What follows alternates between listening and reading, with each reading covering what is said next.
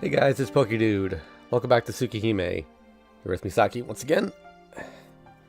So, last time we learned that Akiha is not a vampire, but needs the heat of other people to get energy. And I guess we're about to give her some heat. Actually, before we start, I want to...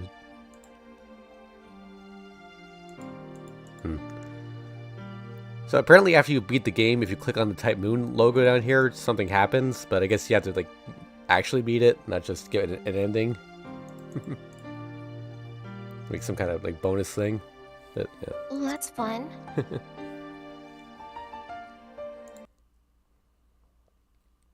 Okay.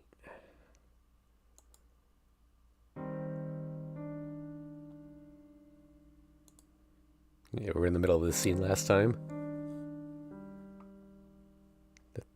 No, I don't want to drink anyone's blood. I really do not want... Or... Sorry. Should we read from this part? Yeah. I really do not want to drink Kohaku's blood either. Why? If your spasms go away, then it should be fine. That is true, but... Akiha grows quiet and continues with an embarrassed tone. But I do not want to be called a vampire by you. I want to stay as a human being, just like you. I really hate how stupid I am. I never thought about how Akiha felt. About how ominous she feels about the tonal blood. About how much she thinks about me. Is there anything I can do for you, Akiha? Let's see. Please go rest in your room. You must be tired too. Idiot. That's all I can say in response. Don't worry. Wait, is that... Hey, don't worry, just lay down. I'll stay here until you go to sleep. Alright. If you say so, I will, Nissan. She says this as she lies back down.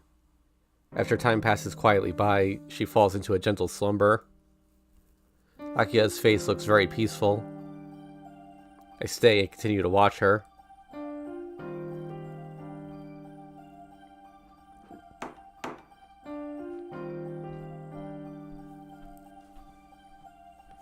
Shiki-san, are you awake? I can hear Kohaku-san's voice. I look at the clock to find out it's 3 o'clock already. I'm awake. Are you here to look after Akiha, Kohaku-san? Yes, I wanted to take her temperature. I'm sorry, Shiki-san, but... Oh, sorry. I'll leave right away. I get up from the chair. As I leave the room, I look at Akiha one more time. Thank you, and sorry, Akiha. I whisper this softly as I leave her room. I let Kohaku-san take care of Akiha, and I walk down the hallway. Things should be fine for now, but I still feel uncomfortable. I don't care that Shiki is still alive. There's only one thing that worries me. I was watching Akiha's face while she was sleeping, but her hair did not turn back to its original black, no matter how long I waited.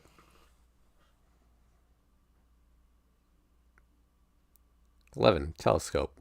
11th day, October 31st, Sunday. Was I mistaken about that being an H scene? I thought we were... Oh, I gotta pull up that list. Give me a second.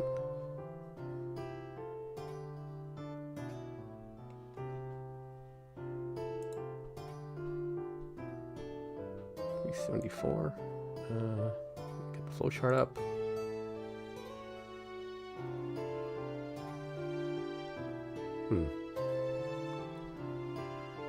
And right around there, so I don't actually know which scene number we're on because it doesn't show in game, but letting Kohaku-san take care of Akiha, I come down to the first floor. I can't treat Akiha's wounds, so I want to help her in some other way. If I search the old man's room, I might be able to find something to help her. He was the head of the Tono family, after all. He should have recorded some way to fight against the Tono blood.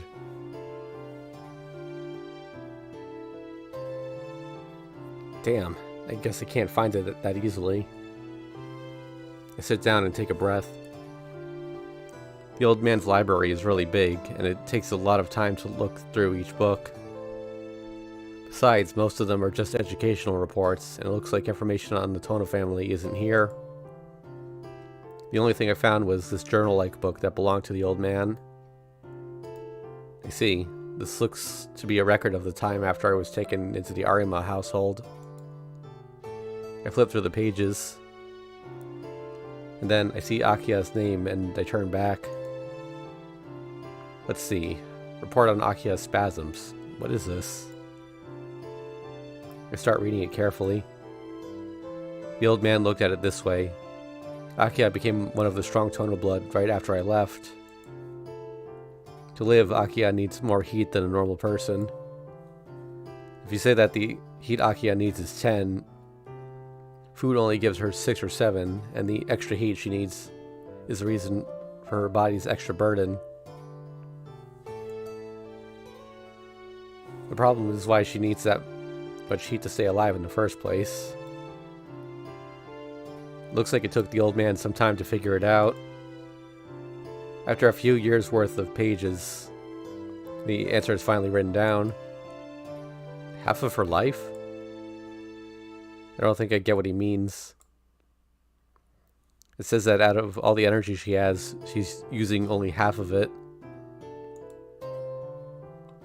To her face, it's so it's easier to grasp. It's like she's moving around normally while using only half of her body. But of course, it's impossible to do that. That's why Akiha's body consumes heat from some other source to try to make up for that. But no human can do that. It's superhuman power. The more she needs heat from her surroundings, the more the Tono blood awakens as it grows less and less human. What's written after that looks like Akiha's growth record. I read on, but find the information becoming less and less useful to me. I throw the diary onto the table. Damn, even if you know the reason, it's no help if you don't write down a way to fix it. Stupid old man. Or was it impossible for even the old man to find a way to help her and to help her? But only half her energy? I wonder what she's doing with the other half. It seems simple. If Akiha can use all her energy for herself, then she wouldn't have to take in heat from someone else. I don't think there's anything else for me to find here. I should go outside and let myself unwind.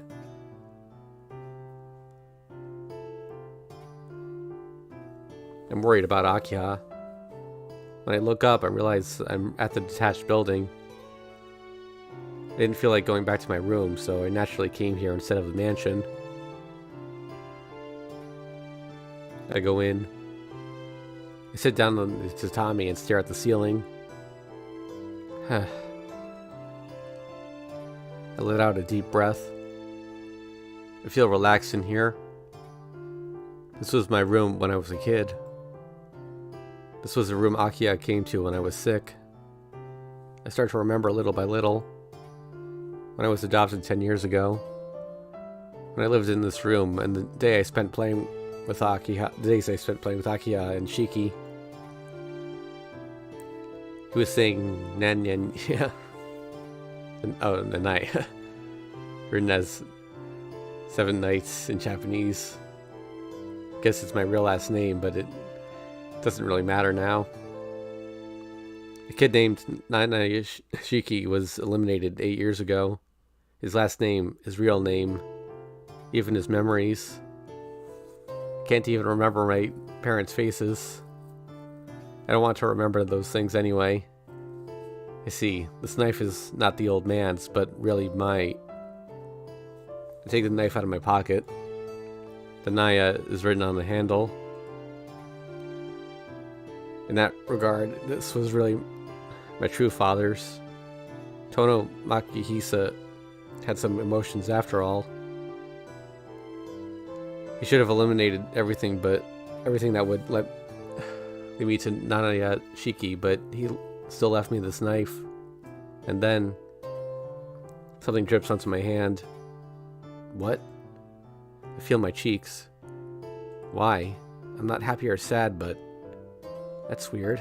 Why am I crying? There's no reason to, but I cannot stop crying.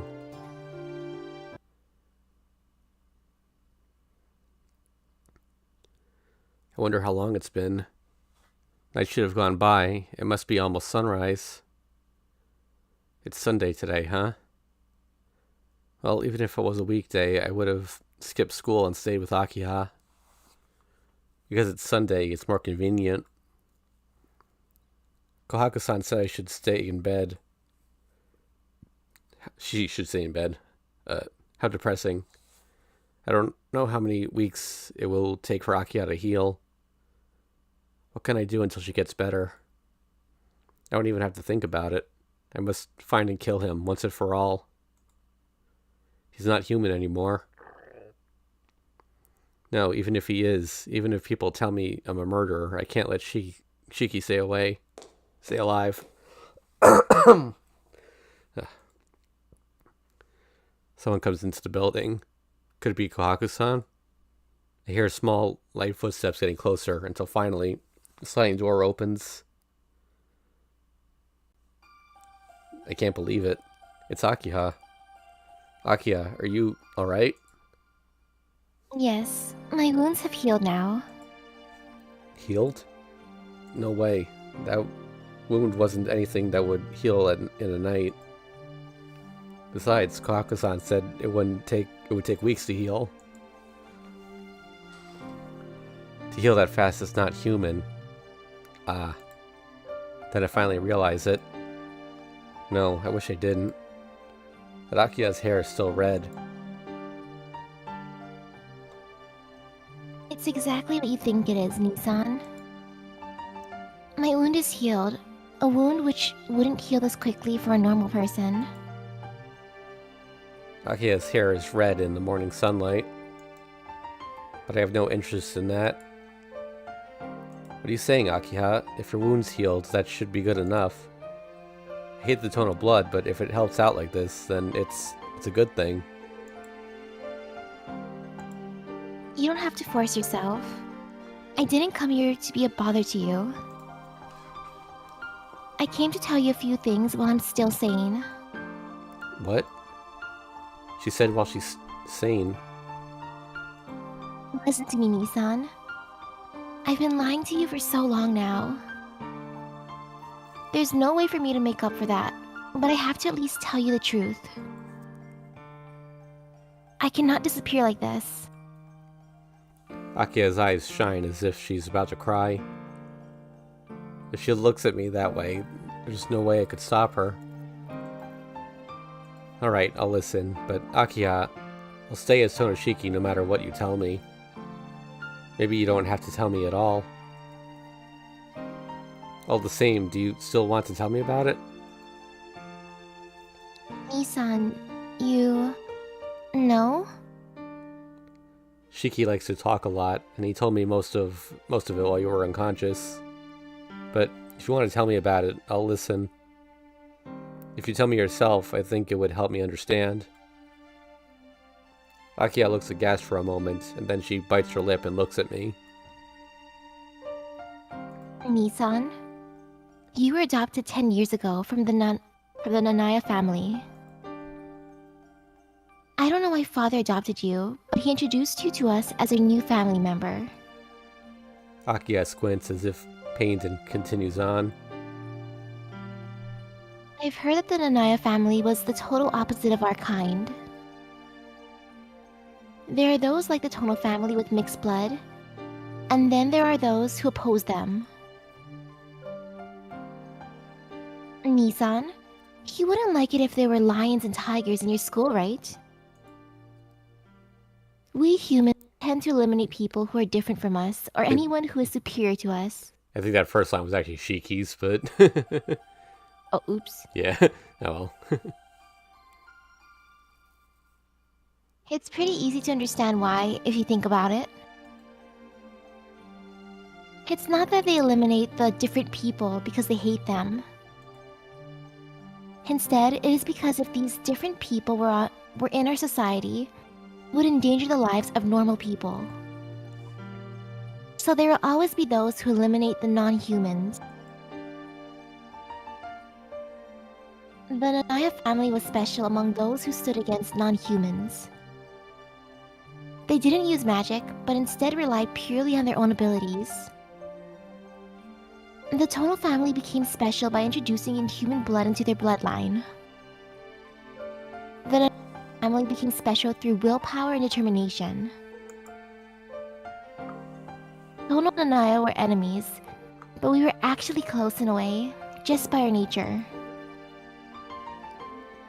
So if you happen to have any special powers, it's not from the blood of the Tono, but from the Nanaya. It's written in your blood to kill anything that is inhuman. Nissan, there was that time you ran away from me, remember? I realized it then. The Nanaya blood in you is still working, and it reacted to me. She's talking about that night. She's right. I did feel a homicidal impulse when I saw Akiha's red hair. I thought it was a killer for that reason, but that means...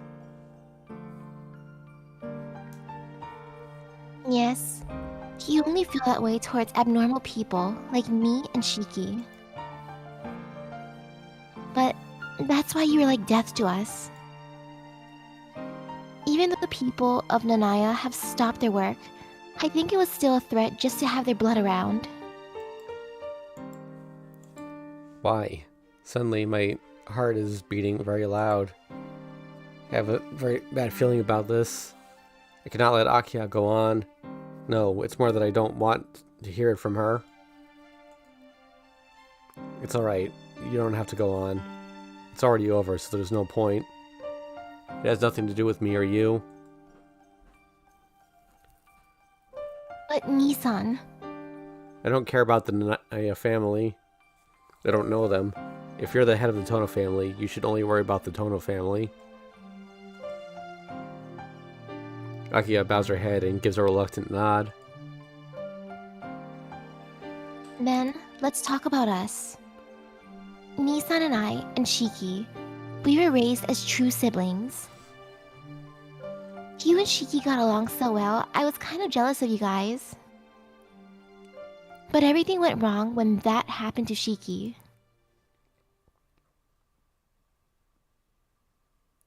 8 years ago, Shiki's Tono blood awakened, and he killed me. Yes, but your life was saved. Things didn't end that easily, though. We took care of Shiki, but we couldn't kill the eldest sibling of the Tono family. We're a pretty powerful family socially, so we couldn't just tell everyone that our eldest son, the only successor, died.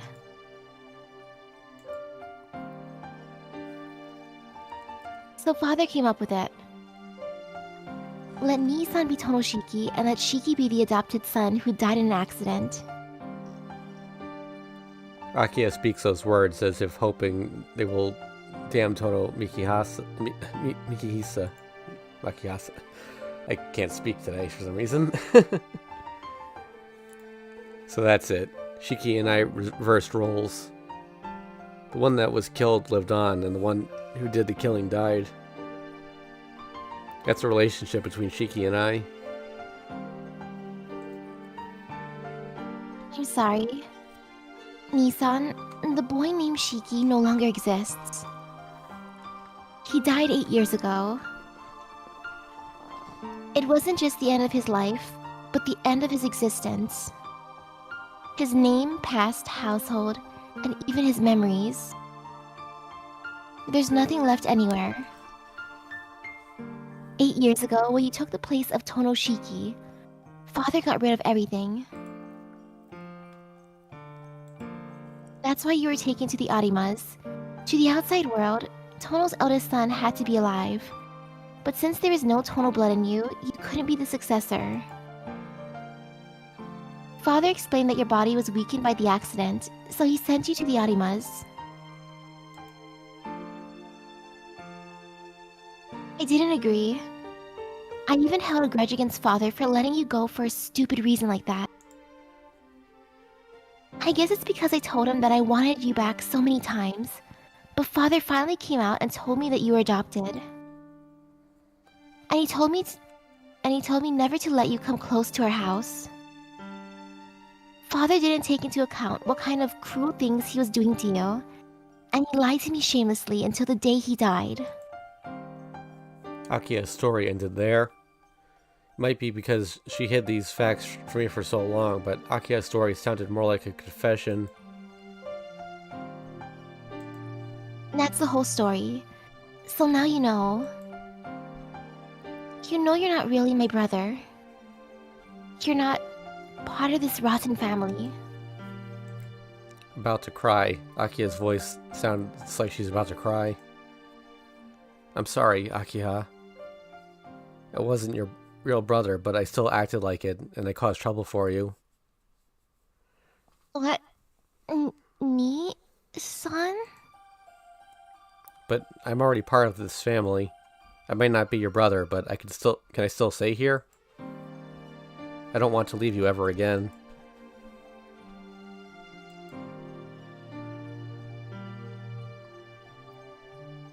Akiha puts her hands over her mouth and bites back whatever words were about to come out. After a long silence, Akiha sadly shakes her head. I see. You're right. It was wrong for me to ask that. I've been a terrible brother anyway. No, that's not true. I can't believe it. Akiha's crying. Nissan? You're my only Nissan. I've watched you since I was just a little girl. It's nice for you to say that, but that's because you didn't know. You didn't know I wasn't your brother. I knew it from the beginning. I knew that you were adopted, that you weren't really my brother. I knew all that. But I didn't care. From the time you first called my name, Thump. Still crying, Akiha falls against me. Akiha. I put my hands on her slender shoulders. Is that her heartbeat echoing in my ears or mine? She's so close. Akiha's body is so close to me that I could put my arms around her if I wanted to. You knew? Since she was a child. All this time she knew that I wasn't her real brother. Why didn't you tell me, Akiha? I'm not your brother, after all. A small silence. Akiha looks up. because I wanted to be with you. If I didn't tell you, if we stayed brother and sister, we could stay together.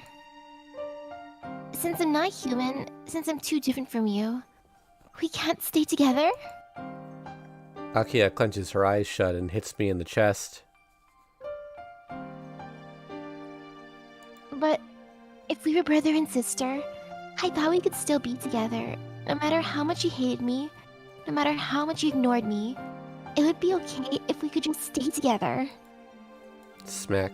The sound of her hitting my chest again. Isn't it weird?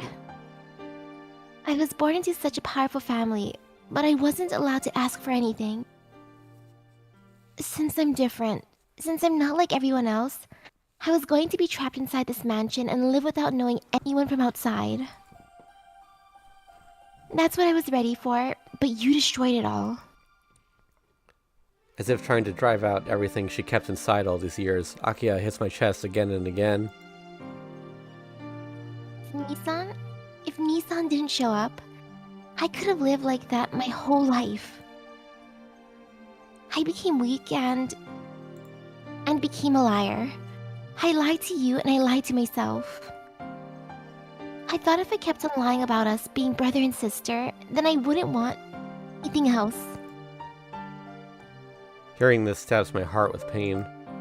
Such a small lie, but to protect that little lie, Akiha has fought against me so much. Until finally it became too much, leaving her crying like she is now. Akiha,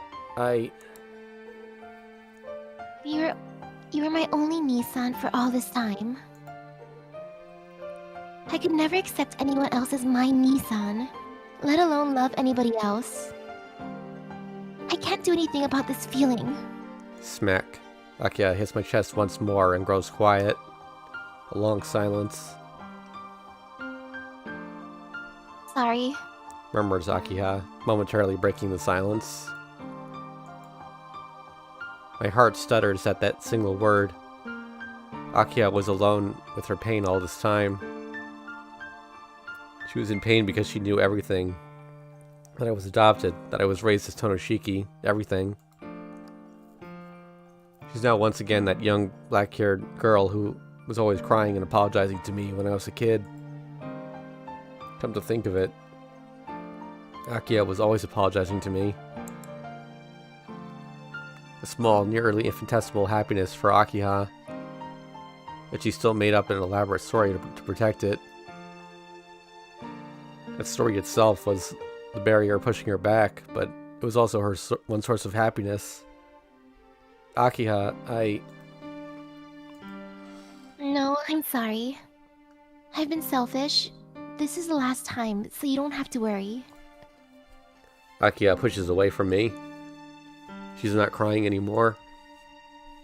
The normal Akiha is here now. What do you mean this is the last? Akiha? Look, Nissan. My hair won't turn back anymore. Akiha looks at me, not sad, but rather letting me take in the truth of this statement.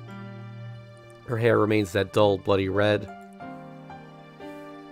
So the tonal blood is in control of her, just like it was with Shiki. But that's just for now, right? Besides, you're still Akiha, so it's not a problem. No, I know my own body. I know I can't go back. So this is the end of my lie. Nissan, you shouldn't be close to a monster like me. You should escape this place and live on as Nanaya Shiki. Akiha bows her head and steps back. I don't know anything about this Nanaya Shiki. I have no attachment to that name now. No, even if I did, such a thing would be unimportant compared to Akiha. You idiot. I grab Akiha's arms. Hey, Nissan. She pushes back. Always acting so strong, but always lonely. She caught me. Come to think of it, she caught me a long time ago. Listen, Akiha, I don't care what anyone says. I am your brother. No matter what happens, it doesn't matter if we're not related by blood. I'm your brother. Thank you, Nissan. But even if I wasn't, I'd stay beside you. Even if you're not my sister, you're still important to me.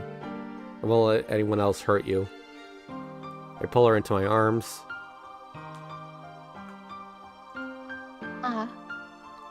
I love you as my sister.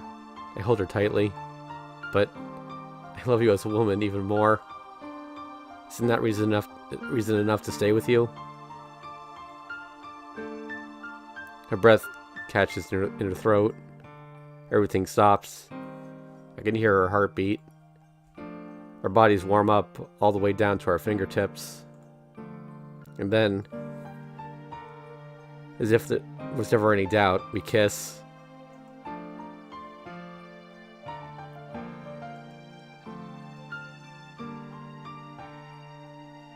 Oh.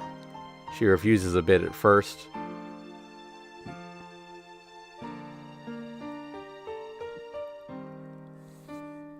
But soon I feel her full weight pressing against me. It's just a normal kiss, far from what anyone would call passionate, and yet it still blows my mind. Akiha's lips are cool and soft. Feels like we might melt into each other. My mind stops working as I feel her warm breath against my lips. I can come up with many reasons why I shouldn't, but I want Akiha right now. I want to take her trembling body into my arms and make her all mine.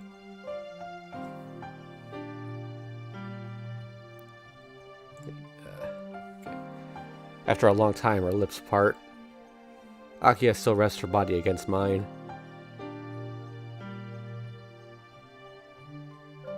I'm so happy.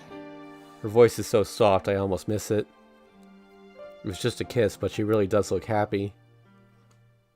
Akiha. I put my hands on her shoulders. It's not that I came up with anything. As if it's the most natural thing in the world, I gently kiss Akiha's neck.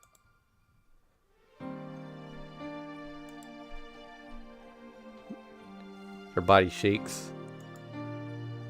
But not with disgust or rejection. Does Akiha feel the same as I do? Maybe if I'm thinking it's natural to want to touch Akiha, she might be thinking the same thing about me. Akiha, do you want to do it? I ask her. I know I could have said it better, but I can't think of anything fancy right now. Yes. Akiha nods. Just this simple gesture makes me more excited than I've ever been. But Nissan, can you do me a favor first? A favor? I just thought this might be... She looks down at the tatami. You see, it would probably hurt on this tatami. But what should we do? I don't think I can hold back if she wants me to go all the way back to the mansion. If I can, I want to make love to Akiha right here in this room. Nissan, there's a futon in there.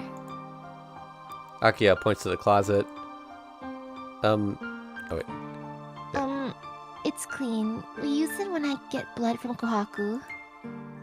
If that's the case, you should have told me earlier. Hold on, I'll get it. I pull away from Akiha and take the futon out of the closet. I lay it in the middle of the room and turn to face Akiha once again. And... CGI, probably. Yeah, let's put the thing up now. Okay. Akiha sits in front of the futon, placing her fingers on the tatami, and gives me a formal bow. Then, I hope you would treat me kindly, Nissan. Her face and tone are entirely serious, even though her cheeks are flushed bright red. Akiha. I move closer and put my hands on her shoulders. Such slender shoulders. I want to see and feel her smooth white skin. Can I take off your clothes? I move my hands from her shoulders to her waist, and...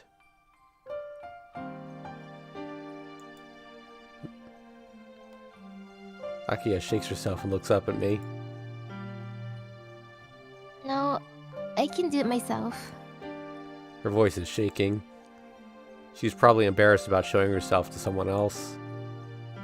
Akiha stands up and gets back from me as she puts her hands on her shirt's lowest button.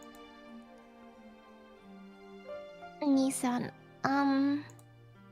She blushes and looks away. please don't laugh.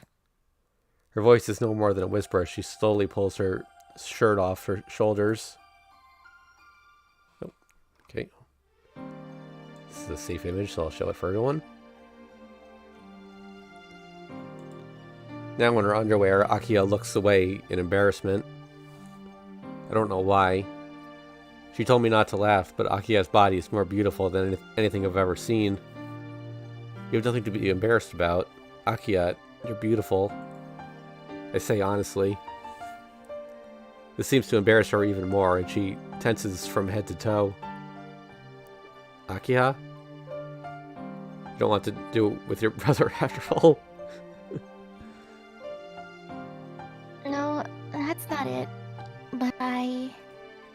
Akiha continues to look down, covering her chest with both hands. I have small breasts, so I was scared you might not like them. Akiha is blushing so hard that even her ears are turning red. Man, it had to have taken a lot of courage for her to say that.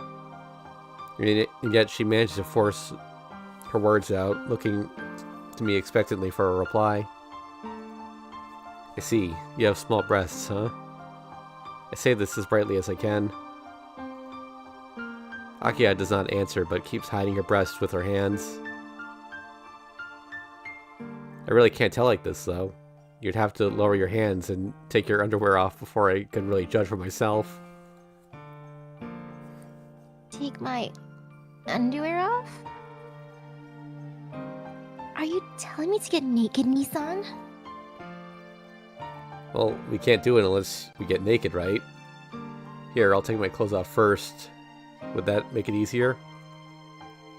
What I can see already is beautiful, so I want to see every last inch of you. So, do you think he'll actually take off his pants this time? You know, he's saying he's going to, but I feel like he's not. Akiha hesitates. Even though she wants to make love, I guess she still has some qualms about exposing herself. I can't understand how women think.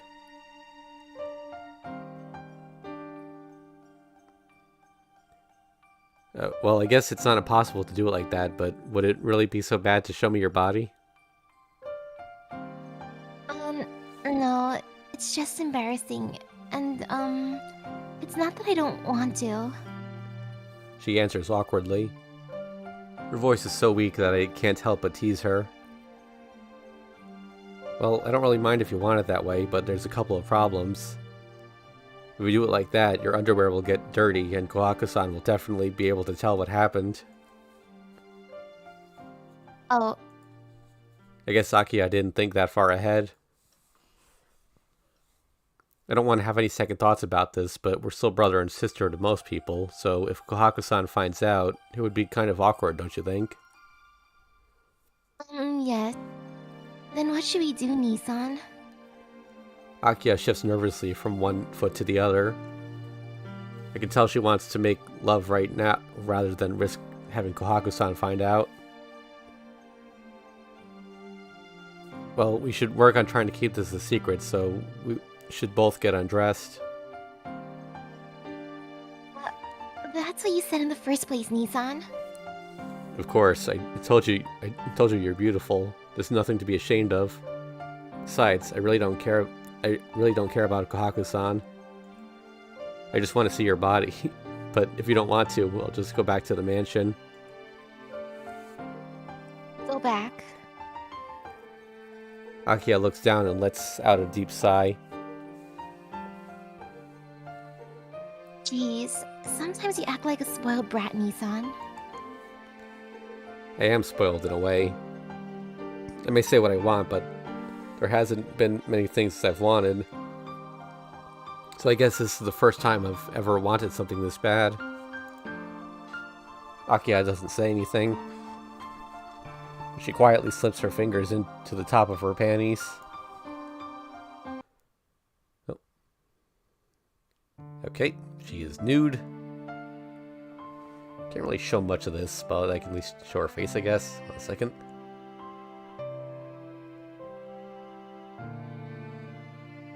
Yeah, it's just a full shot of her. Her crotch is pixelated, of course. Slowly, she pulls them off. I fall silently to the floor, leaving Akiha's white skin exposed to my eyes. Is this alright, Nissan? Akiha averts her eyes and moves her hands out of the way. I can't say anything. White body. Her body is perfect and completely unlike a man's body. The skin is white, yet bearing a faint tinge of red, as though she is still embarrassed by her nudity. Her hair is also looking more brown than red at this point, don't you think? Yeah. Everywhere I look, I see curves, and not just her waist. Even her legs are sleek and well-toned. It blows my mind. Nissan, please don't stare at me like that. As if I would ever heed that request. Like Akiha said, her breasts are small, but they're really well suited to the rest of her. Her body is full proportioned, like a doll's. She's perfect in every way. She doesn't need bigger breasts. My heart pounds in my chest. I'm sure Akiha's heart is beating loudly too, but my heartbeat would drown hers with ease. My throat loosens enough to let out a low sigh. White skin, with her hair draping down her slender neck. Even though it has a faint hint of red, the beauty of her body is unparalleled. Her sculpted brows quiver with embarrassment, and her eyes clench shut just a bit tighter. Her blushed face, her closed lips, her flat stomach, her tempting belly button. More than anything, it's what waits for me between Akiha's legs that truly drives me wild. Akiha, you really are beautiful. I can't express it with words, but her naked body is so beautiful that I want to yank her into my arms and crush her against me until neither of us can breathe.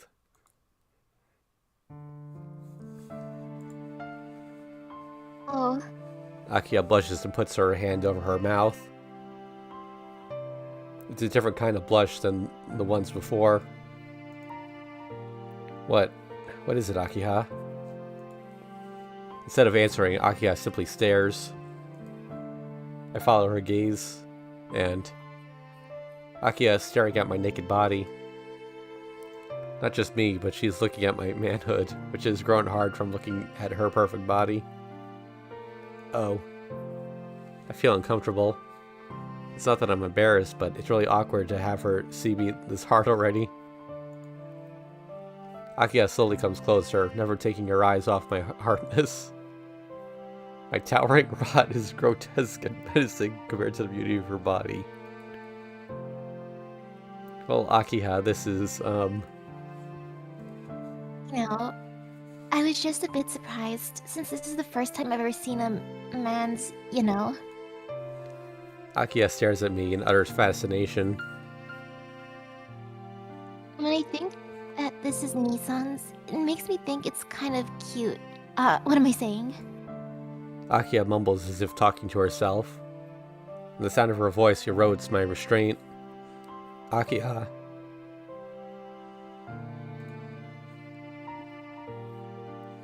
I grab her by the arms and pull her up against me. Finally skin to skin, and we share a breathless embrace. My manhood is touching Akiha's stomach. Arm to arm, chest to chest. My groin and Akiha's stomach touch.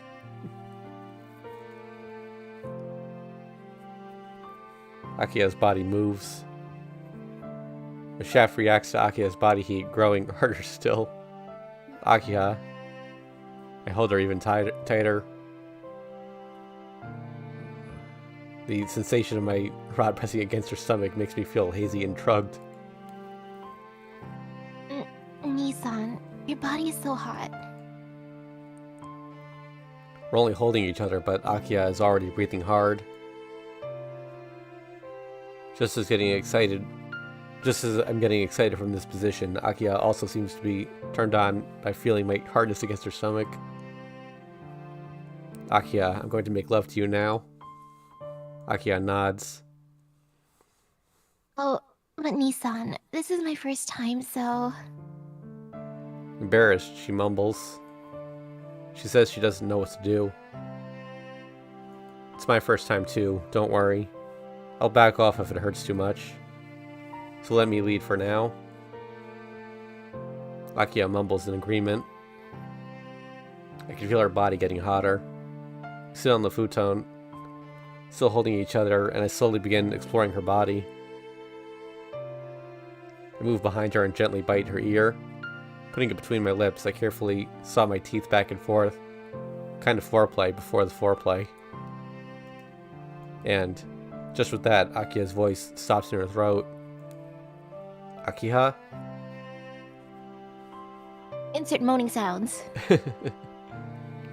My voice doesn't reach her. I just spit her ear. Is that her weak spot? Akiha, are your ears that sensitive? No, it's not that, but... Akiha's body jerks as I nibble her earlobe. It's a bit strange. I'm being as gentle as I can, but Akiha seems to be reacting like I'm treating her roughly. Is she this tense because it's her first time? Oh, by the way, folks, there hasn't been any new CGs yet. It's a black screen right now. Akiha, relax. If you're like this when I'm barely touching you, I don't know if you'll be able to take it when we actually do it. No, don't worry. Just do what you want, Nissan. Akiha leans back against me, still breathing hard. Oh, there it is. Just show the top half of that.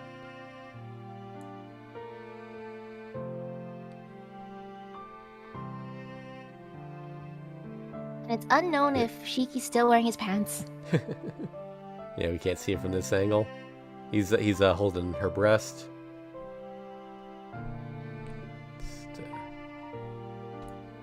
Okay.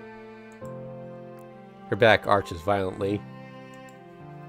All I did was put my hands on her breasts, but she's so tightly wound, she's nearly breaking her spine. Wow, they really are small. But they're soft and firm. See, if I do this, my fingers get pushed right back. Applying some pressure with the tips of my fingers, I squeeze her small breasts.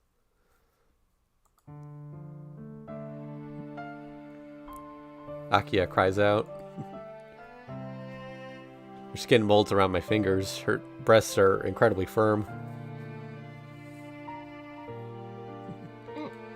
Nissan, please don't be too rough. Alright, so I'm gonna start skipping ahead now.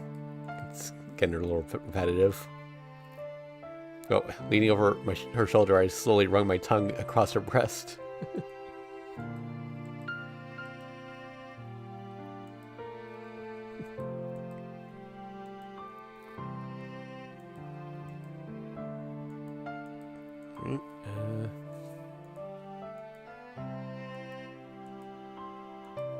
She's still, like, self-conscious about the size of her breast.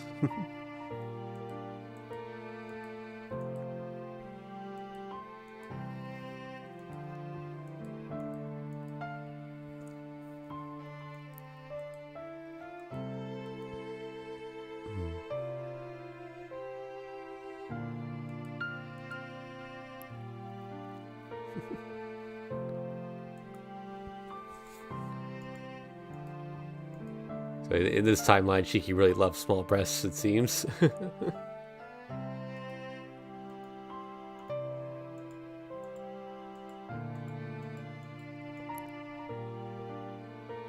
Oh, he bites her nipple.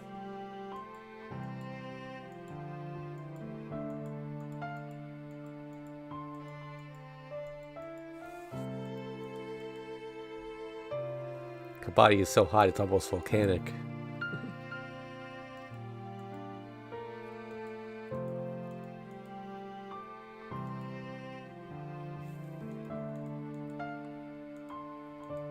I still haven't actually engaged in intercourse yet, by the way.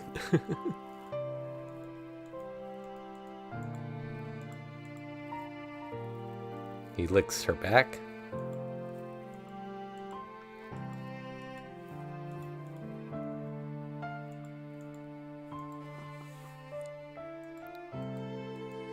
Don't remember him licking that much in the previous timelines.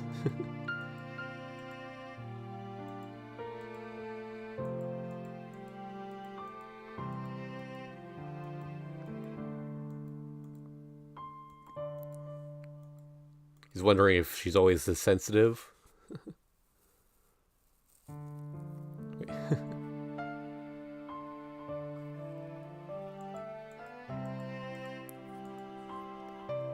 He wants to shove her down and finish what he started, but he can't just push her when she's injured like this.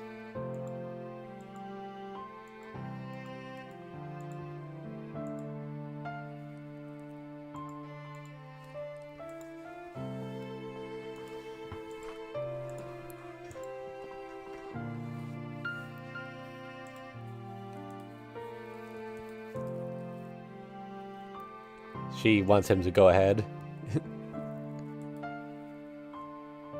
She says, if you think you'll break me, then break me. I'll endure any pain you give me.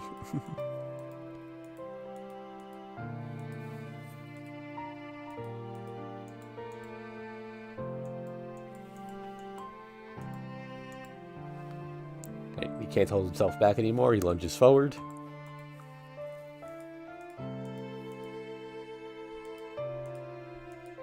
I wonder how loud they're being. Well, they're in the detached building, so even if they are loud, I don't think Kohaku would hear them.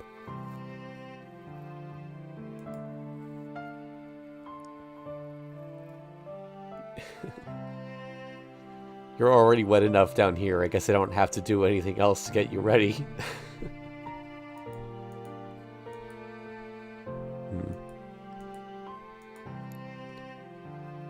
Better check to make sure. Just spread your legs.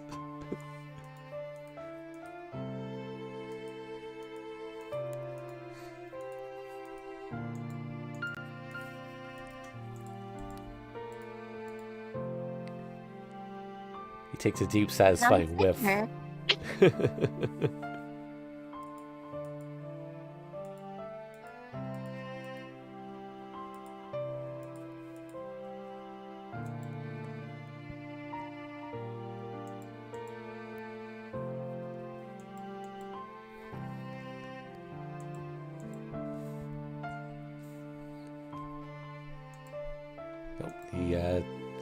He sticks his tongue in.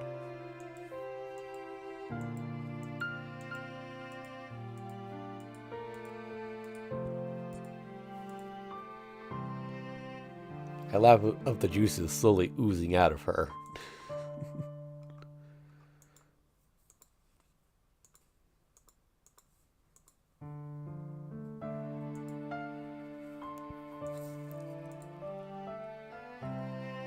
Okay, another close-up CG so I can show most of this one.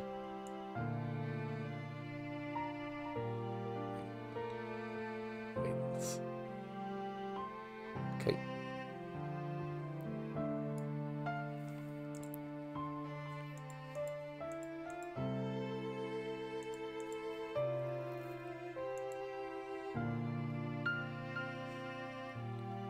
He's noticing the difference in how thick the hair is. I guess it is true. Akiha is getting sweaty. Yeah.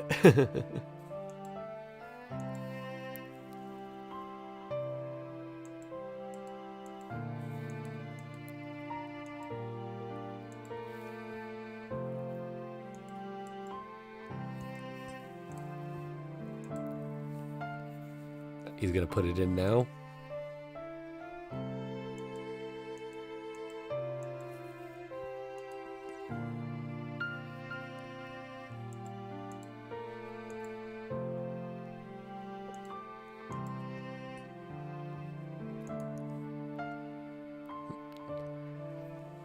Another new shot.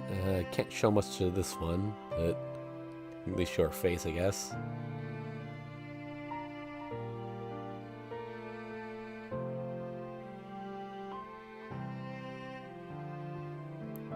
Ooh, they actually drew the blood. It looks like this is the one time he actually might have taken off his pants. Yeah, no, I don't see any pants there.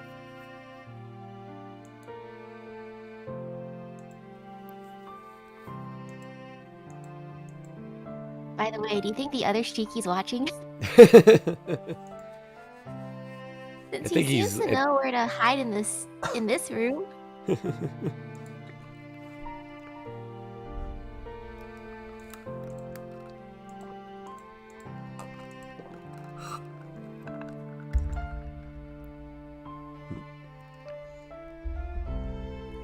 Both of them are hurting because of how tight she is.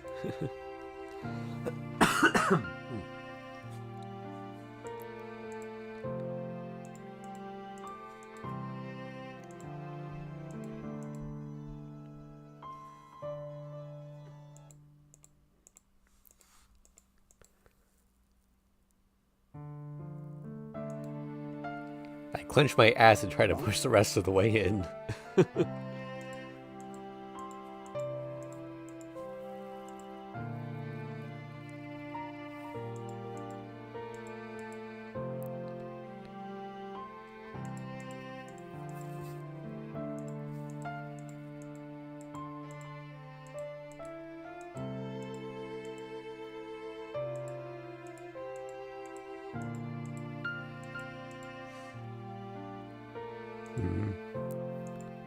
Alright, he's pushing in further.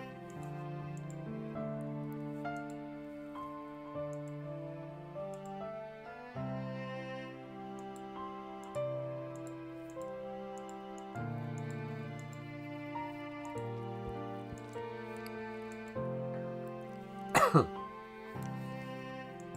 she's still calling him Nissan. Alright, another shot. He's on top of her. Gotta pull this one in from the side, I guess.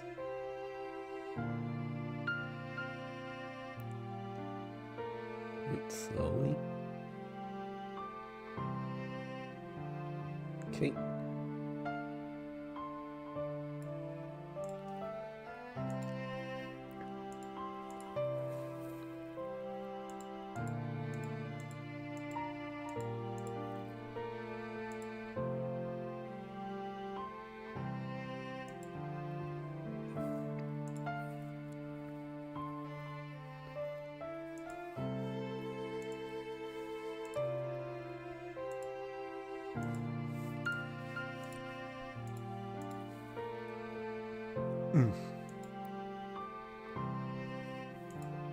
It hurts for her.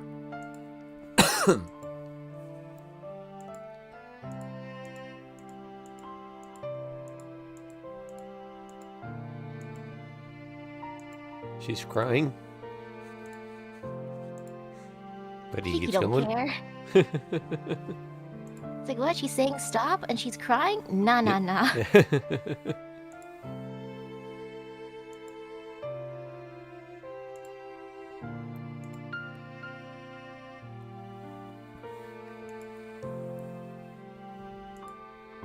He pulls out, and then his seed splashes out.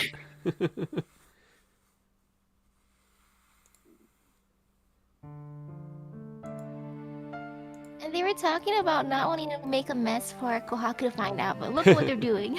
Yep. Well, that's why they took all their clothes off. Good luck cleaning up the mattress. Yep. I guess so.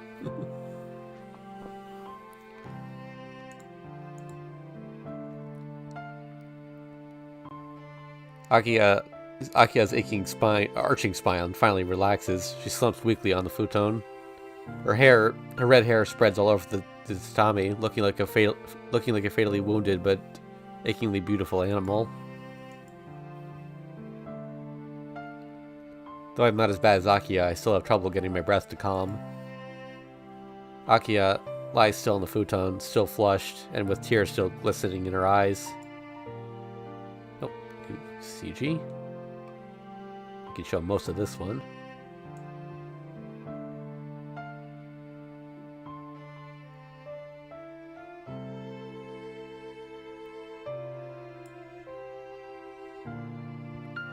I hope it's only from the pain of losing her virginity. The tears are still there.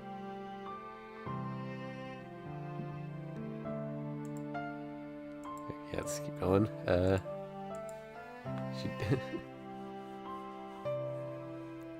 body's covered in my essence.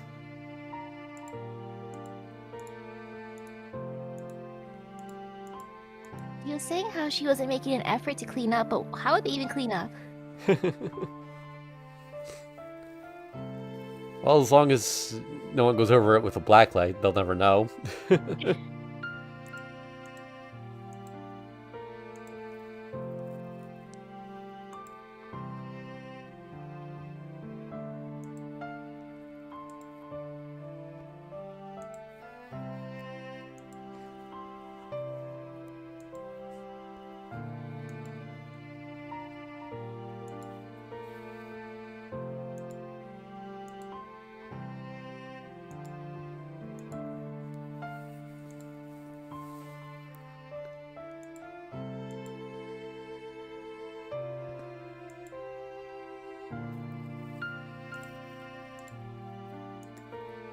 She asked him for a favor?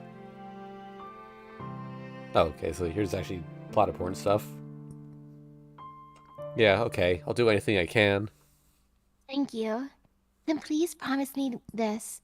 If I ever turn to something else, please kill me with your own hands. Just like that. She says it like it's nothing. What? I can't speak.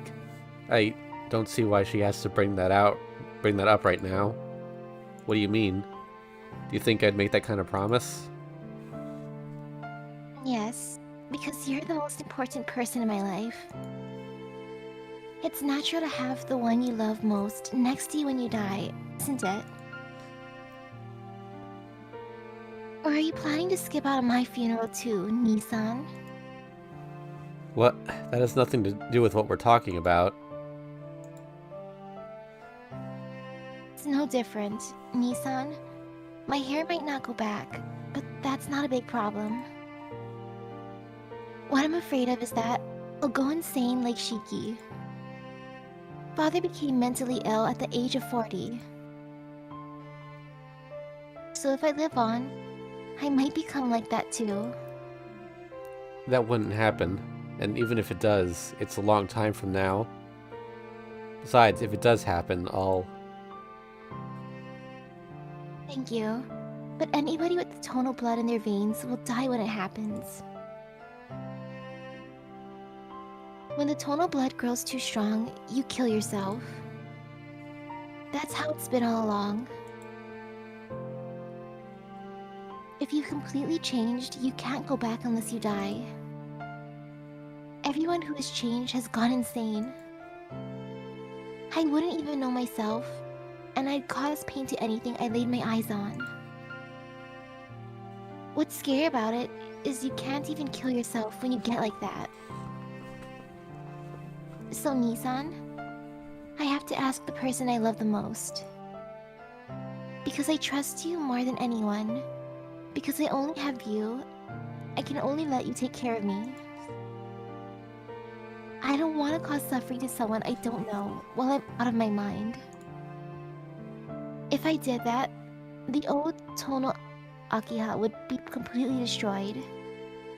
Akiha, that's... Still kill me. One day, when I've completely changed, if you still love me, kill me, for my sake, if no one else's.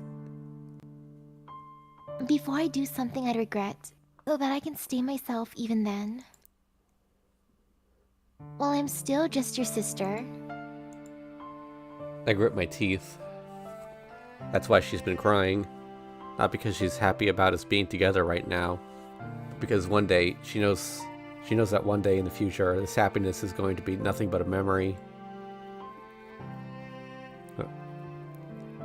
That's why she's crying. I feel anger welling up inside of me. How could she say things like that so easily? You idiot. Anger at the tonal blood for forcing such a fate on her. Why do you have to? Anger at myself for not promising her, even if it turned out to be a lie. Oh, this is actually technically a safe CG, so I'll show that real quick.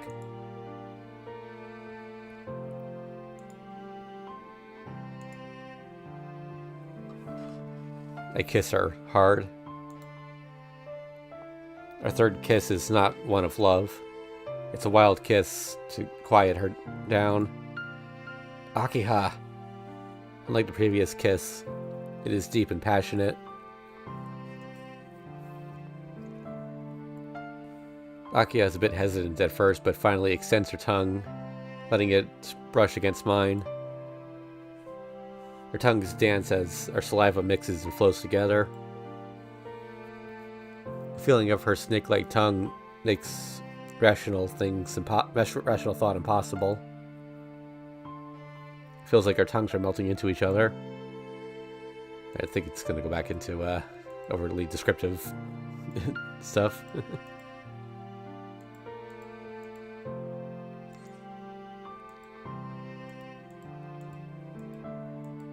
Yeah, it's just kissing.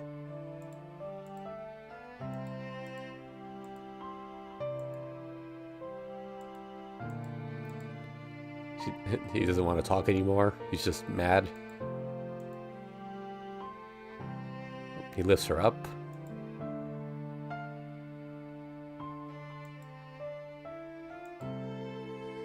Okay, alright.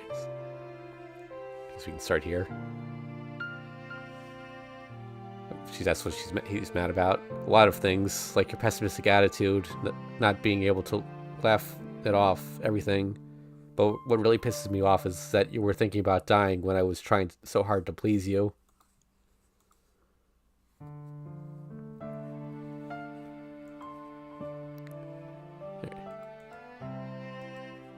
Oh, no. Okay, it's still going.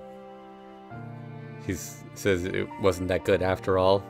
With that, I bury my face between her breasts.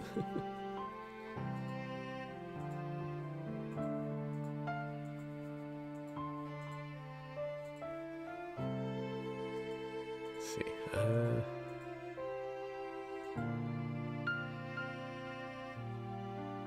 She's surprised that he still wants to do more.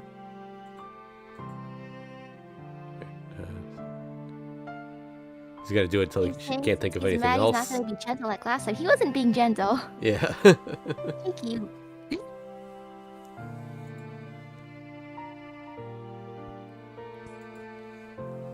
Oh. She was wondering if it's gonna feel better this time.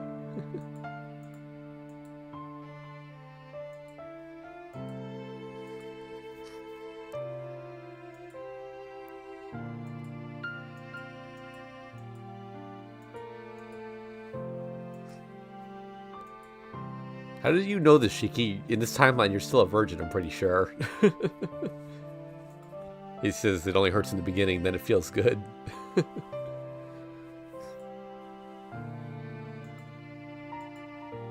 I mean, his mind is technically still connected to the other Shiki, right? Yeah, but is the other Shiki a virgin too? Or we don't really know that, do we? Nope.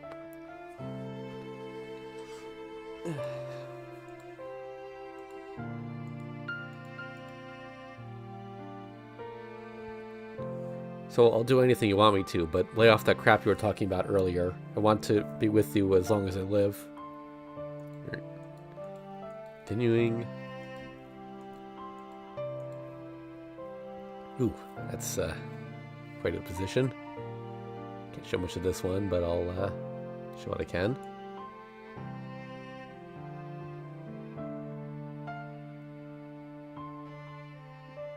Okay, careful of the okay, that's about as much as I can show. A second. Yeah, so Misaki can't see this on her end. What I'm doing, Misaki's just dragging enough of it, then putting it back in case it goes to another one. Yeah, she's like sitting on his raised leg.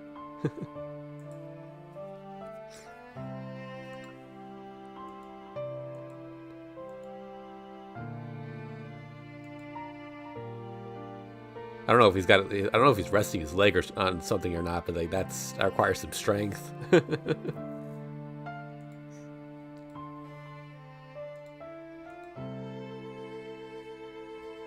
Okay, there's a sentence here that just says jerking motion.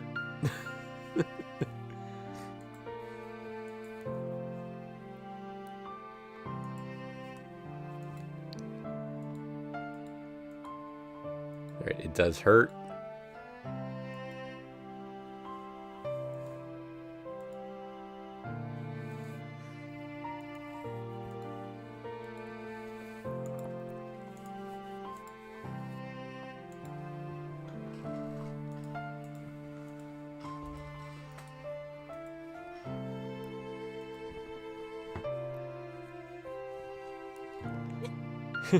That line. Nissan, this position. Yeah, it's really embarrassing, isn't it? What do you think people would say if they saw you in a position like this? Yeah, I imagine. Yeah, it's one thing I could also show from the side here. For the people who like feet.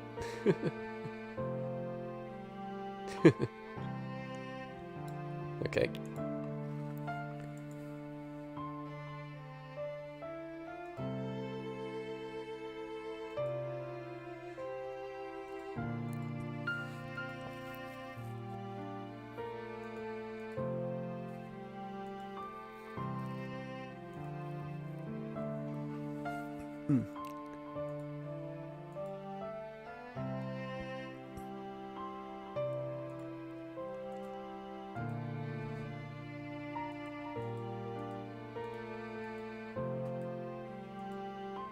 Alright, she cries louder, but not loud enough for me to stop.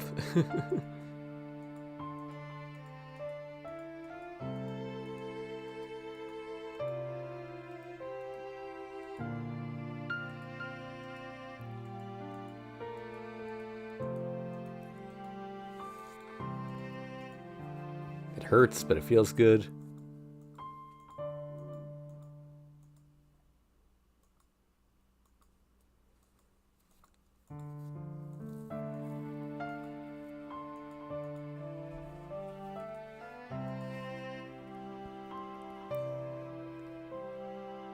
Her walls suck and pull as my shaft goes in and out of her, seemingly trying to keep me inside. Man, this one's got quite a few CGs, huh? I can show most of this one. Okay.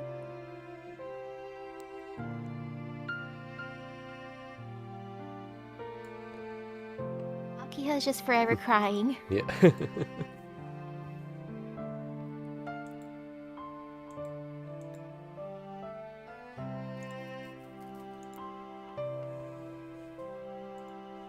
Unconsciously, I caress her perfect ass.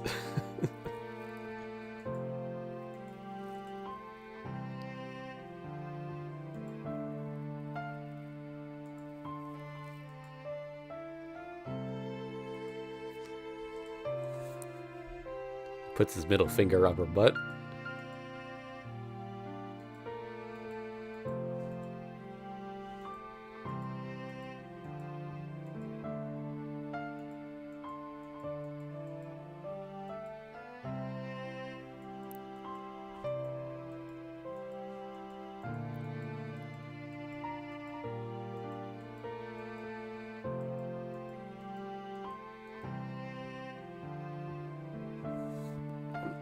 Collapses onto the futon. I think I have to go in on a diagonal to show this one. Just show her face. Okay.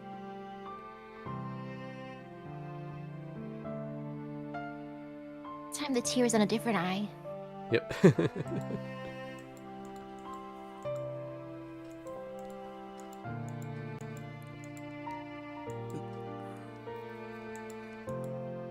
This was the only scene on this route, wasn't it? The only H scene? Yeah, the only official one. I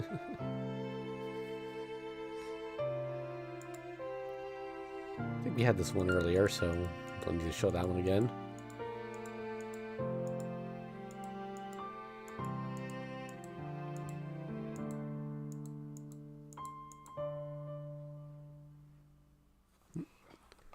I just noticed she still has that, she's had the handband on the whole time. So she did take off all her clothes. Oh wait, no, wait, what am I doing? This one's safe. I can just, yeah, everything's covered, so.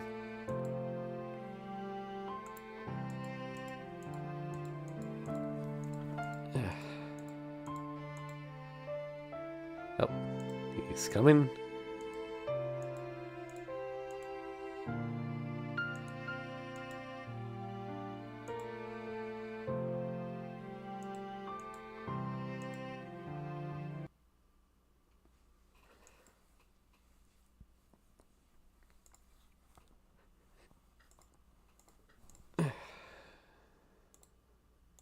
Alright, they're both spent.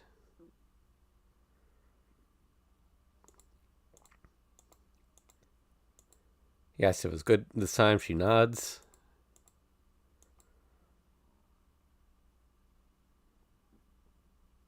It might be because I was moving non-stop since yesterday. I'm really sleepy. Nissan? I hear Akiha's voice, but I don't have the energy to reply. Are you going to sleep? Hey, Nissan? I told you I don't have the energy to reply. Can't you just let me sleep, Akiha? Well, yeah, but can I sleep with you?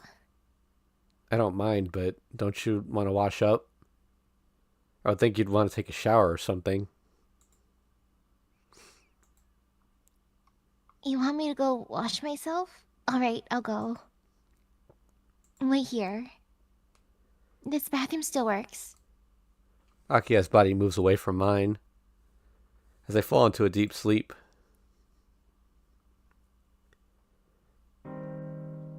Nissan, please don't forget about our promise. I can hear a voice. There are worse things than death, so please keep our promise. I can hear a voice even though I'm asleep. I'm sorry. I have to say this, but sometimes death is the only salvation. This must be a dream. I do not want to trust anyone else, so please, don't forget, no matter what happens. What a bad dream. I'll never be able to forget it. If I could, I wish I could forget it. He never did promise, though. Yeah, guess. Please don't forget our promise that doesn't exist. Nissan? Wake up, Nissan. I hear Akia's voice. Nissan, Nissan. You have to wake up. You can't be sleeping when the sun's about to set. Weird. I can hear Akia's voice. Oh, that's enough. Oh, How can... that's enough. Wait. Yeah, How okay. can you sleep so, like... How can you sleep so like that when I want you to wake up? Someone squeezes me. Instantly, I'm awake.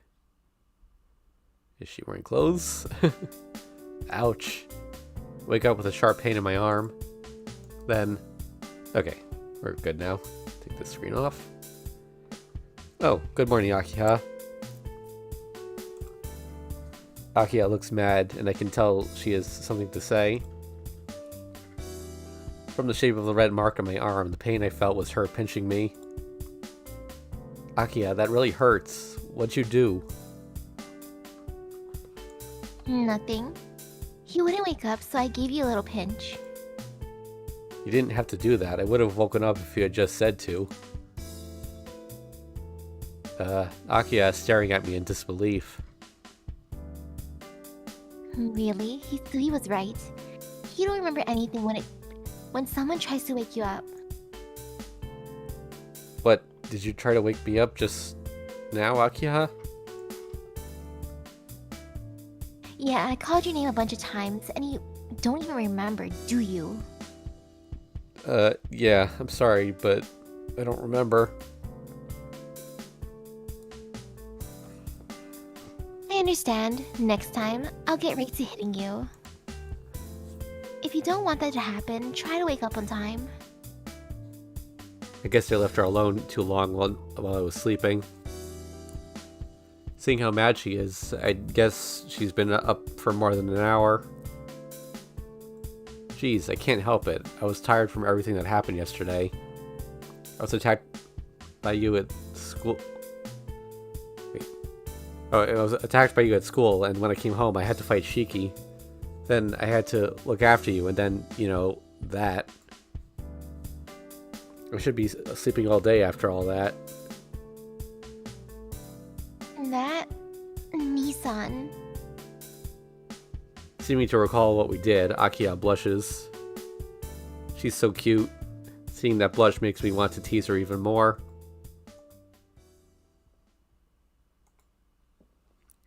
What? You were holding on to me so tight. Don't tell me you didn't like it.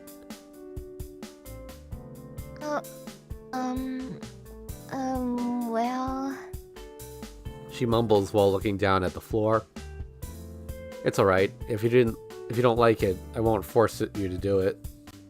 I guess we can just have a pure relationship from now on. Nissan? Well...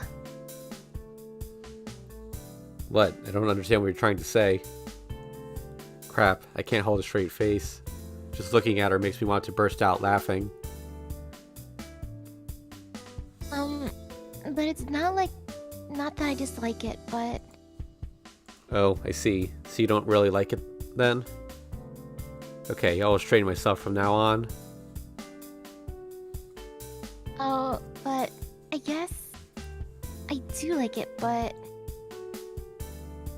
Akiha looks away as she answers. I see, but you keep saying but. I can't help it. I couldn't think back then. I couldn't really tell if it was good or bad. Alright, then let's do it again to find out for sure. No, please, Shiki. Half of the stream has just been that screen already. I want to take off your clothes myself this time. Oh, Akiha stares at me with her cheeks blazing. After she stares at me for a second, she purses her lips and shakes her head. Nissan, please put your clothes on. It's almost sunset and we have to go back to the mansion. It doesn't matter. This is part of the mansion. I want to stay here with you all day. Or don't you like that idea? No, I feel the same way. But I was thinking that it hurts here and I want to do it on a real bed. Even though her voice is a bit angry, what she's saying is so cute. It makes me want her even more. Alright, fine. To be honest, I was thinking when I was watching you recover that I wanted to sleep in that bed with you. Akiha nods. Alright, let's hurry up. Wait, are they gonna have another bed? Let me get my clothes on and we'll go back to the mansion. We leave the detached building and make our way into the garden. Like Akiha said, the sun is setting and the garden is filled with red. Hey, Akiha, what do you think Kohaku-san is doing?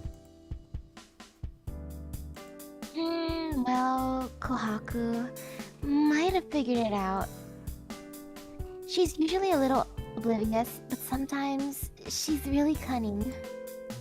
It doesn't feel like I did anything wrong, but still, talking about this feels a bit awkward. Knowing Kohaku-san, she might actually... Oh, sorry, I was about to sneeze. Knowing Kohaku-san, she might actually be happy and congratulate us, but I have no idea how Hisui will react. Huh? Just slightly. I feel a headache. I stop. Akiha keeps walking. Akiha, hold on a sec. I call out to her. She turns around. That face. Before I can stop myself, I fall to the ground. Nissan. Akiha runs towards me, but she never makes it because she's stopped by him. Shiki. Oh no, that's... Shiki, you... How dare you do that to Nissan? Akiha lashes out, but she can't break his hold. That guy, Shiki, grabs Akiha's neck and starts to squeeze.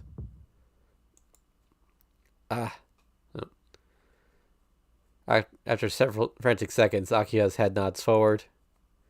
Shiki holds her unconscious body and looks down at me contemptuously.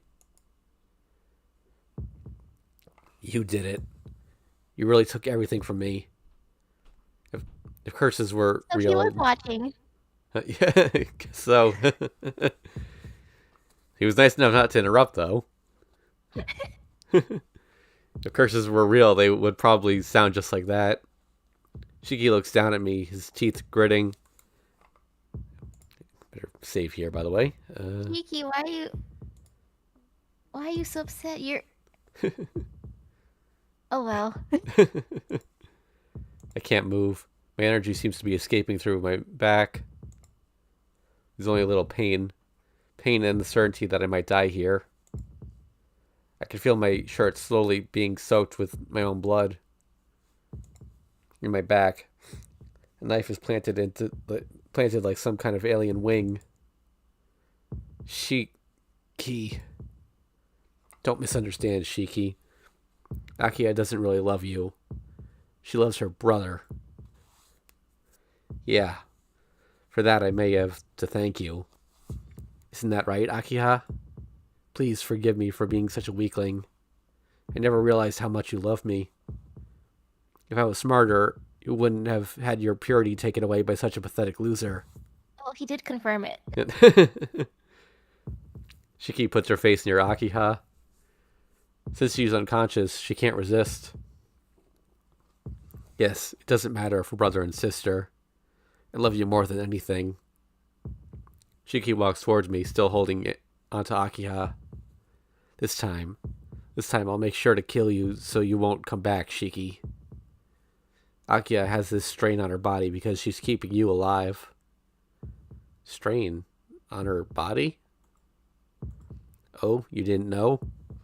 Akiha kept you alive back then by giving you half her life force.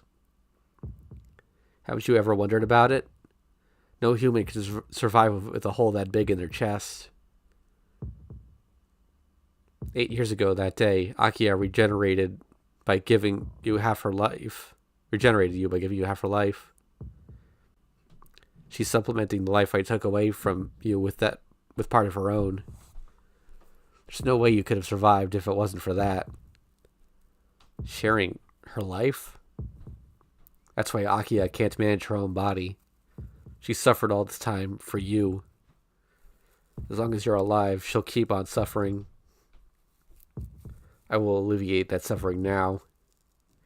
Shiki walks towards me. My body will not move. I could feel myself starting to black out.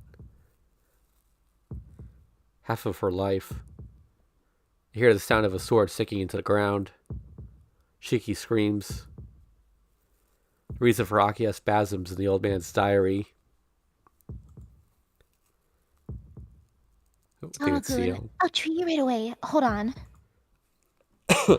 This body that should have died. Someone lifts me up and takes me somewhere. But I don't care about what's happening now. What an ugly truth to have to face. It turns out that I was the reason Akiha had been suffering all this time.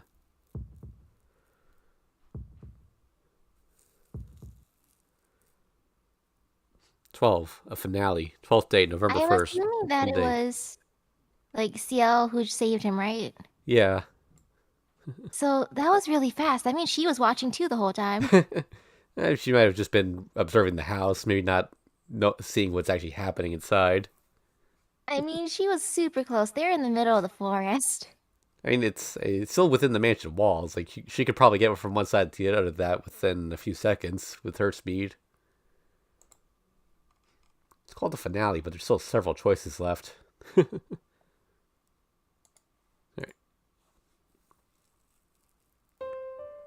I had a dream. No, it was a dream which wasn't mine. That day, the girl that clung to me crying and who shared with me her life. It was her dream that I had. We live alone and we die alone, Akiha. Those were the first words Father taught me. Oh wait, I think that's her narrating. Those were the first words Father taught me. I did not know what the words meant. But I remember feeling uneasy looking at Father's inorganic eyes as he said those words. He was a very lonely person, and I knew that I would be like him someday.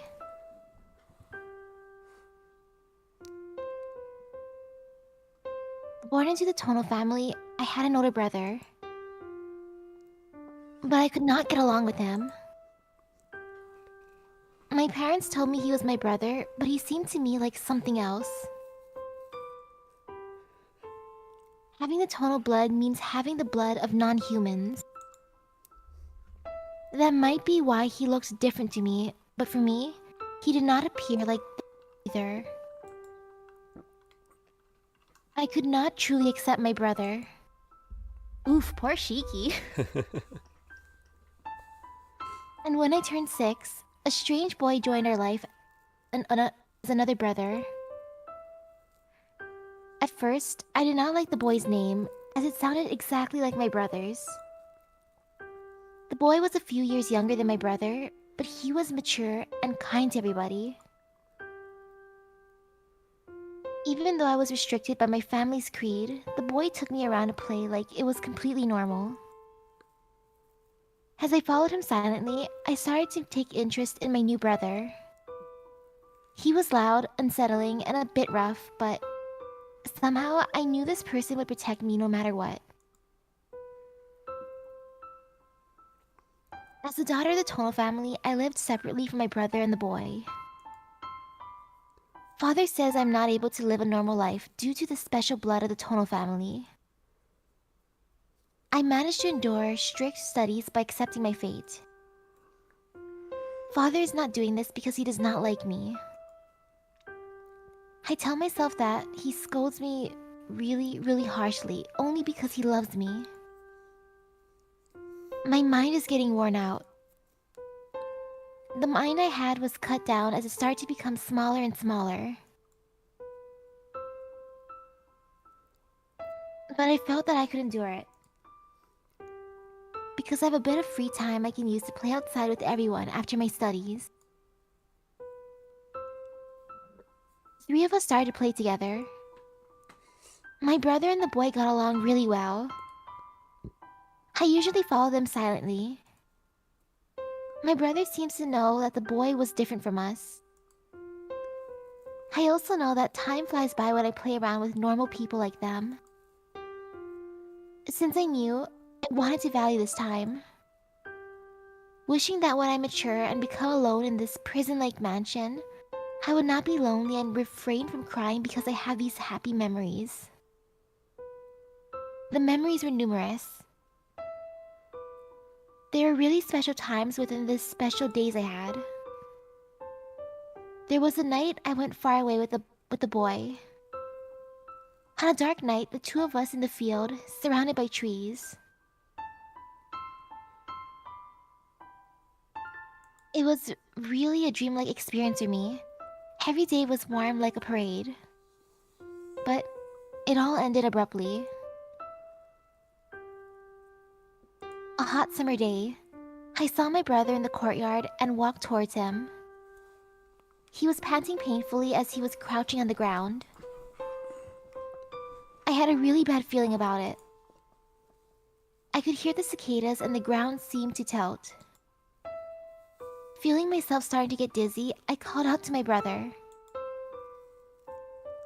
The brother that turned around was not my brother. I could not do anything. All I could do was watch my brother turn into an ugly beast. The thought I would turn into something like that, like him in the future, caused me to freeze in place. The bloodthirsty beast attacked me. I could not run away. At that moment, someone pulled on my hand. The boy was there when I turned around. He pulled my hand and ran. Is he not scared? The boy stood in front of that ugly beast as if to protect me. But the beast was only watching me. The beast that attacked me and the boy that came in between us. Splash! I remember the moment warm blood splashed into my cheeks. The boy embraced me and protected his sister from the beast. Even though his body had a hole that was bleeding seriously, he still embraced me. He protected my small body and did not let go. When I looked up, he was crying. The tears looked like they were from regret and not pain. "I'm sorry," said the boy. Before he died, he embraced me, hoping his dead body would still protect me. The boy continues to apologize. If I was a part of your real family, I could probably protect you. Oh, it's It's okay. so frustrating. Or oops. Yeah. If I was part of your real family, I could have probably protect you. It's so frustrating. I couldn't be your real brother. I swore you would be more important to me than anyone else. He died whispering that confession. The boy wished for my safety even after he died and tried to be a brother more than my real brother.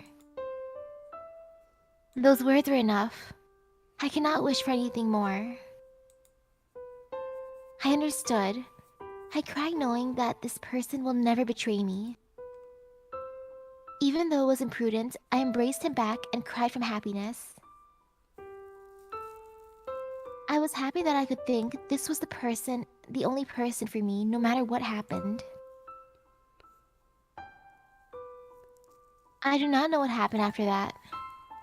When I came to, the only memory I had was the body of the beast getting dragged somewhere, and the body of the small boy being carried into the mansion. And my father told me, he said that adopted son died in that accident, that my real brother was the one who survived. I knew that was for appearances for the outside world, but I did not care. He was alive. I cannot possibly wish for more. Even if the boy becomes my true brother in name, and even if the boy himself thinks that way, I told myself that it would be fine as long as I could stay beside him as his sister. 8 years have passed and our father died. I ascended to full power over the Tono house and I decided to bring him back to the mansion, ignoring the surrounding opposition. There is no freedom for me as a successor, but I might be able to act selfishly at least once. Then, I would like to use that one wish for my love that will never be mentioned. That was good enough for me. I have taken away everything from him, so I cannot wish for more. Back then, the kind of happiness I had while watching the stars together would never happen again, but as long as he is here, I do not care. If Nissan would come back. On a dark night, the two of us in the field, surrounded by trees. What a happy and selfish dream.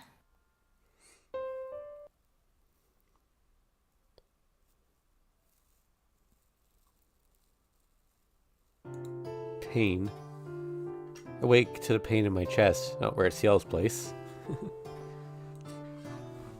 An unfamiliar room. I was lying on a bed with my upper body bare. Instead of my clothes, white bandages are wrapped all around my chest. My memory is messed up. What's happening? What's going on right now? Everything jumbles together and I can't sort things out. The only certain thing is this pain in my chest. The wound on my chest. I was stabbed by someone from behind. By who? I don't even have to think about it. I was just stabbed by Shiki and Akiha. Akiha. I get up from the bed. My body suddenly stops. The wound on my chest hurts and my entire body tenses. Ugh. Even breathing is painful. I can't stand up like this. Oh, you woke up, Tono-kun? I'm surprised. It's not a wound you would wake up so early from. What? Senpai? Yes, it's me. Also, this is my room so you can relax. Even if that vampire's after you, he won't likely come here. It's you, Senpai. Weren't you never going to appear in front of me? That was the plan, but I had to help you in a situation like that. Saying that, Senpai walks towards the bed. See? The wound has opened because he tried to move. I'll change the bandages for you. Senpai skillfully takes off the bandages on my body and replaces them with new ones. They're rather tight. Senpai, I feel bad mentioning this because you're helping me, but it's too tight. Yes, I'm making it tight so you can move around and still be alright. Could you be quiet for a while? Oh, I'm sorry. I apologize and look around the room. This seems to be CL Senpai's room. I guess I was stabbed by Shiki and rescued by Senpai afterwards. But then, what happened to Akiha? Senpai, Akiha. Where is Akiha? Senpai's hands freeze. Senpai. The circumstances dictated that I could rescue only one person. I could not escape from that vampire carrying 2 people. So, I gave priority to your rescue since you had a greater chance of recovery. What is this, iRobot? Have you ever seen iRobot? Nope. Yeah. It's a Will Smith movie. There's a scene where he like, the main character played by Will Smith, he hates robot. It's a world where robots take care of people like day-to-day lives, but he doesn't trust them. Mm-hmm. And it was because there was a time where he was sinking inside a car, and there was a girl with him, and the robot rescued him but not the girl because he had a higher chance of surviving.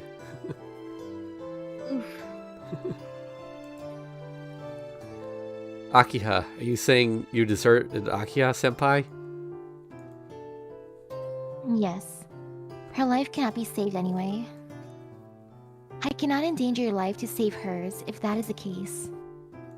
What? What is this person saying? Why? Why'd you save me? Aren't you supposed to kill vampires? Then you should have forgot about me and killed Shiki right there. I had that choice, but you would have probably died. Your wound was deep enough that you would have died unless I treated you quickly. I wasn't sure if I could kill the vampire quickly, so I made the most certain decision and ran away with you. So you deserted Akiha? That's unwanted help right there. I bet Akiha would have been saved if you left me and killed Shiki. I won't deny that, but Tono-kun, Akiha-san is not dead. That vampire's purpose is to make her more like him. Akiha-san will not be killed. You were the only person that was going to be killed. Don't you understand that, Tono-kun? I cannot say anything. Senpai is right. What am I doing throwing my powerlessness at her? I'm sorry, but I can't believe that guy wouldn't kill Akiha. He's a killer. I know that more than anyone else. Tono-kun, Akiha-san will not be killed. But please, give up on her. She won't be able to turn back. I know that, but that's just her hair. Akiha's not like Shiki. No, Tono-kun. That vampire's purpose is to obtain Akiha-san. Tono-shiki, Akiha-san's real brother, is not human anymore. So what he wants is someone like him. You understand, Tono-kun. That vampire does not want Akiha-san as human. That's why he attacked Akiha-san last night, but he didn't kill her. I don't know how, but Tono-shiki must have found a way to awaken the non-human blood in the Tonos. Now that she mentions it, I remember. Ever since that guy knocked Akiha unconscious, her hair has been red without turning back. Senpai, how do you know so much? He made you talk when you were asleep. I'll apologize for making you talk without asking, but consider it compensation for getting rescued. So that suggests she was not watching the whole time. I guess she just happened to cross Shiki attacking. Yep. I don't care about that. There's no point in her apologizing. Instead, I have to go to Akiha. Save here. Kuh. I get up from the bed. Pain. Pain like I'm being gouged with a knife all over my body. Gah. But I can still move. If I can move, I can't sit still. Senpai, you have my knife, right? Can you give it back to me? Are you going back to the mansion, Tono-kun? I don't have to answer. Senpai holds the knife in her hands and stands in front of me. That vampire and Akiha-san are still at the mansion.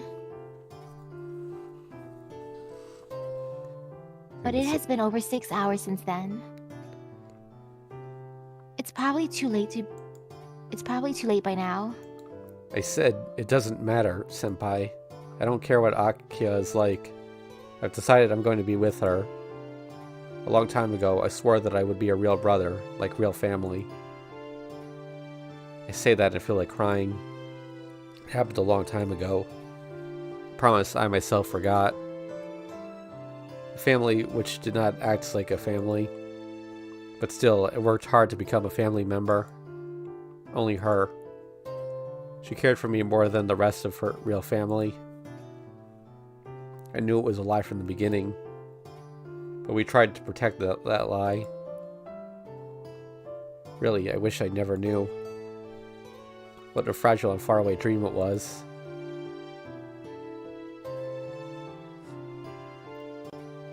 Tono-kun, it might be true that you will be able to accept Akiha-san no matter what she turns into. But that's just your selfish interpretation. Akiha-san herself will not allow her own existence. Akiha herself will not allow her existence? Someone has said something like that before. Listen to me, Tono-kun.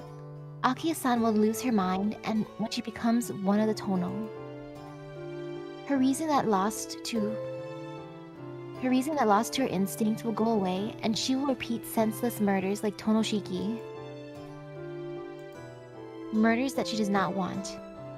And Akiha-san herself cannot tell she is doing it. There is no Akiha-san in her anymore. All that remains is the action called murder. Do you understand, Tono-kun? It's not the people who are killed by her that hate her the most. She herself hates herself the most. But she does not have any emotion to feel that. Unless she dies. To calm down her awakened blood, you must reset everything. But to reset everything means to kill her. If she is changed, the old Akiha-san isn't there anymore. By dying, Akiha-san can return to her original self. Now I remember. It was Akiha herself that said that.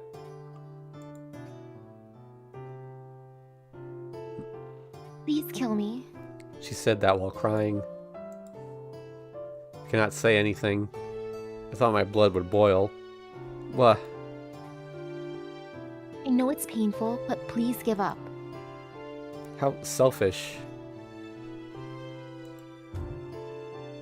Yeah? I grab Senpai's collar and push her into the wall. This anger is not directed at her. But she shouldn't talk about Akiha that lightly. Are you telling me to kill Akiha? Yes. If Akiha-san wishes to, I'll let you take that role. Don't joke around. I can't kill her. Senpai told me not to kill, no matter what. Tono-kun. Her emotionless face starts to collapse. I know. I know that Senpai isn't saying this because she wants to. Tono-kun, there are some things more painful than death. And Akiha-san knows that. And if she has already changed, she is no longer human. You cannot call something that cannot think for itself human, although you might be able to call it alive. Saying that, Senpai holds a knife to me. Hands a knife to me. Tono-kun, vampire hunting is my job. I'll take care of that vampire, so... No, I'm sorry, but you stay here, Senpai. Huh? Tono-kun? Him and I go way back. It's our problem, honestly. I don't want you involved in this. But if something does happen to me, I'll let you handle it. I know it sounds a bit selfish, but would that be alright, Seal-senpai? Senpai narrows her eyes. Transient eyes like she's watching an illusion. Alright. It does sound a bit selfish, but I'll let you handle it. But I don't understand. Why are you willing to do such a thing? You're not even a member of the Tono family. Why? Why? I know why. You said it already. I, Tonoshiki, value Akiha more than myself. But I couldn't love her as much as she wanted, so I have to go. All this time, Akiha has suffered by herself. Compared to that, this pain is nothing. I'm going now. Thanks for everything, and goodbye, senpai. I endure the pain as I start to walk.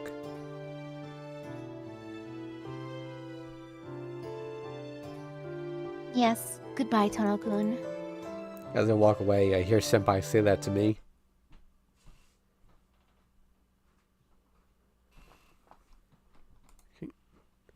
There's a choice coming up soon, I think.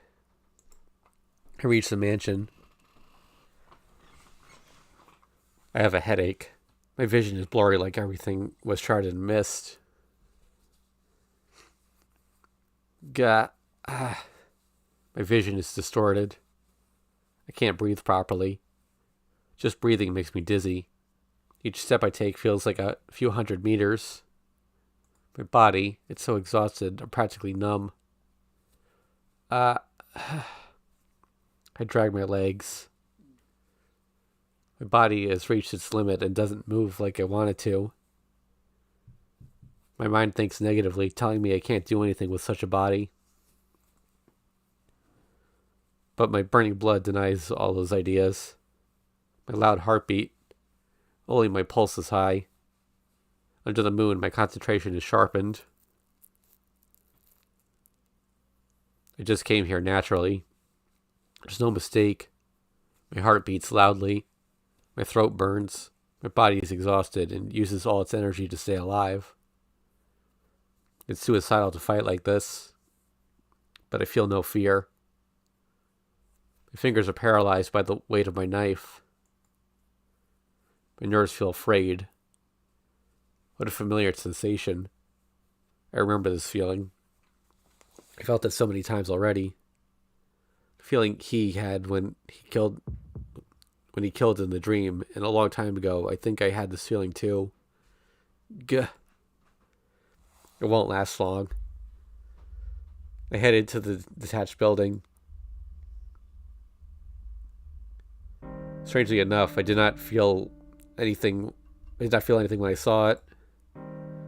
Shiki. It's you. Shiki gets up slowly. There's only two people there. One is a vampire called Shiki. Another is a red-haired girl. Welcome, Shiki. I thought you wouldn't make it. My mind does not feel anything. Akiha is there behind Shiki. Her eyes look dead as she rests on the wall. Maybe Shiki put it on, but she is wearing a kimono. That thing. Akiha is like a mindless doll. I let out a big breath. So let me make sure I'm close to the choice. I do not feel anything. It's like I have turned into a doll like Akiha, feeling nothing. But you're too late. I've got Akiha back. Shiki walks toward me. Shiki, what do you want to do? I ask him as I raise my knife. Shiki tries to hold his laughter as he talks. Beats me. I don't even know. My purpose as Shiki is to get Akiha. I have no intention of sucking any of the lowlife's blood. I see, but for that, you were pretty random back then. Yes, you're so right, but it can't be helped. That wasn't my intent.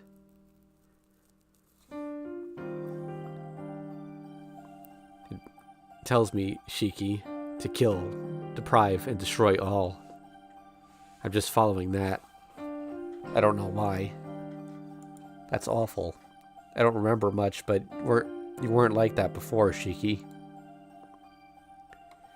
Yeah, I went crazy from that day 8 years ago. There's a weird guy in my head, and he tells me to kill everything. Saying that, Shiki laughs. He keeps on laughing like wheels turning indefinitely. There, I can't find one bit of humanity. This is my last question. Aren't you feeling any pain? Pain? No way. I'm perfect. I love myself for doing this. Well, I could say I was bored, but I've already solved that. Until now, my only fun was to eat those lowlifes, but that's over since Akiha's back. Now I have no time to play with these toys. Shiki sounds satisfied. It was useless to ask, but I still wanted to ask. If this guy has the pain Yumizuka had, the pain is a human having to suck blood despite not wanting to, then you're not human anymore. My words are menacing. Shiki stops moving. I don't get it. I don't get why you came here to get killed, and I don't get that question you asked. Shiki, what did you come here for? To kill you and retrieve Akiha. As those words leave my mouth, all the blood in my body accelerates. Huh, are you sane, Shiki? Are you saying a normal person like you can kill me? There's no reason for me to answer. I narrow my gaze and I look at his lines. Don't be full of yourself. This is mine. I won't give it to you. Maybe he felt something. Shiki backs up as if scared. Akiha is my sister. I'm the only one with a blood relation. There's no place for you. He looks at me with bloodshot eyes. There's nothing more to say to him. I raise my knife and take a step. Kind of feel bad for the Shiki just because he actually seems to really like Akiha, but Akiha doesn't feel that way at all. You're right, Shiki. Akiha is not my sister. What? Akiha is my woman.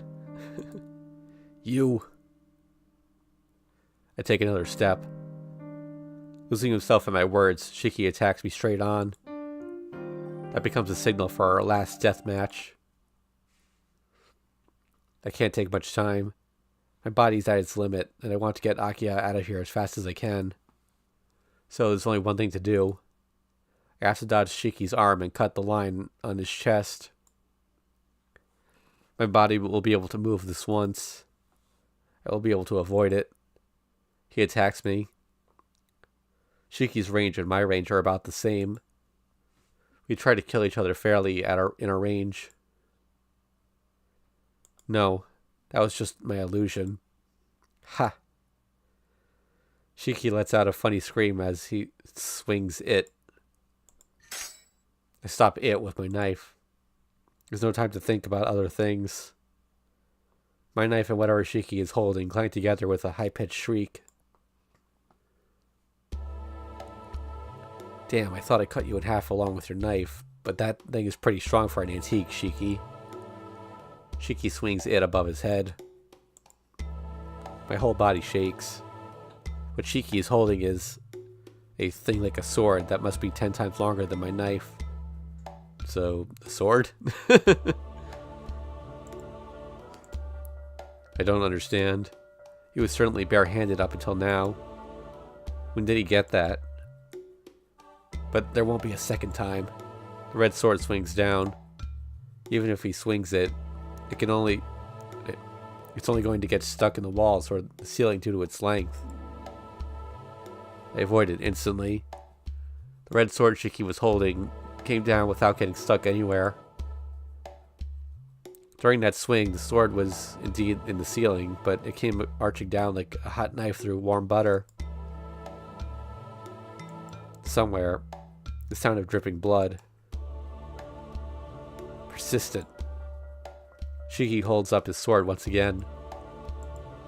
My mind stops. My vision is Shiki and Akiha sitting at the back of the room. Akiha blankly stares at me and Shiki. Akiha sits like a doll. Akiha, I can't leave Akiha here. But right now, I bite my tongue and get away. I go through the shoji door, which leads to the garden. If that sword does not hit the walls, then I'm at a disadvantage inside.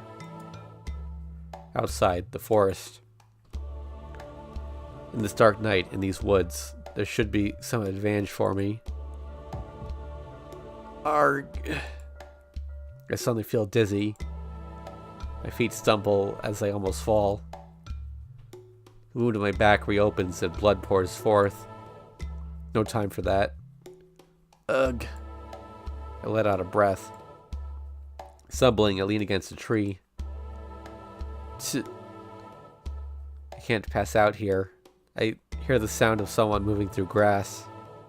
Shiki is definitely after me. Then, just a little more.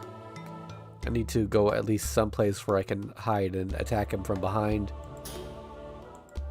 Then, something like a sword sticks into the tree I am leaning on. I jump sideways twice. The sword that comes flying pierces through the tree easily. My body moves before I thought about it. I hide my body from tree to tree. The swords are following close behind. Is there no end to this? The swords are thrown one after another like bullets. What? There's no end. As I run away, he increases the amount of swords he throws at me. When I notice the dark forest is full of pierced trees, looking like some sort of foreign execution site. Huh? Are you done running away now, Shiki? Don't tell me you think you can kill me here. I can hear his voice, but he does not throw his sword. And I can't see him. Maybe he can't see me. No way. Ha. I straighten out and lean on a big tree. His sword shouldn't pierce through a tree this big. Hey man. Where's all that talk you gave me earlier? If you're going to kill me, it's no fun unless you try. The voice echoes as I still cannot tell where he is. Close my eyes and try to make my hearing more sensitive.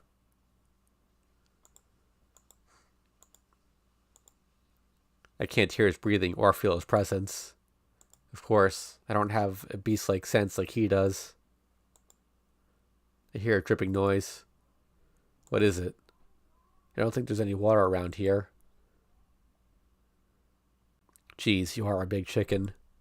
Alright. If that's all you're going to do, I'll make this interesting for you.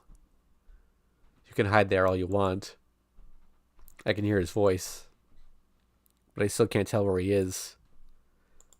Let's see. If that's the case, I'll have to make this a bit interesting. It's no fun just to kill you.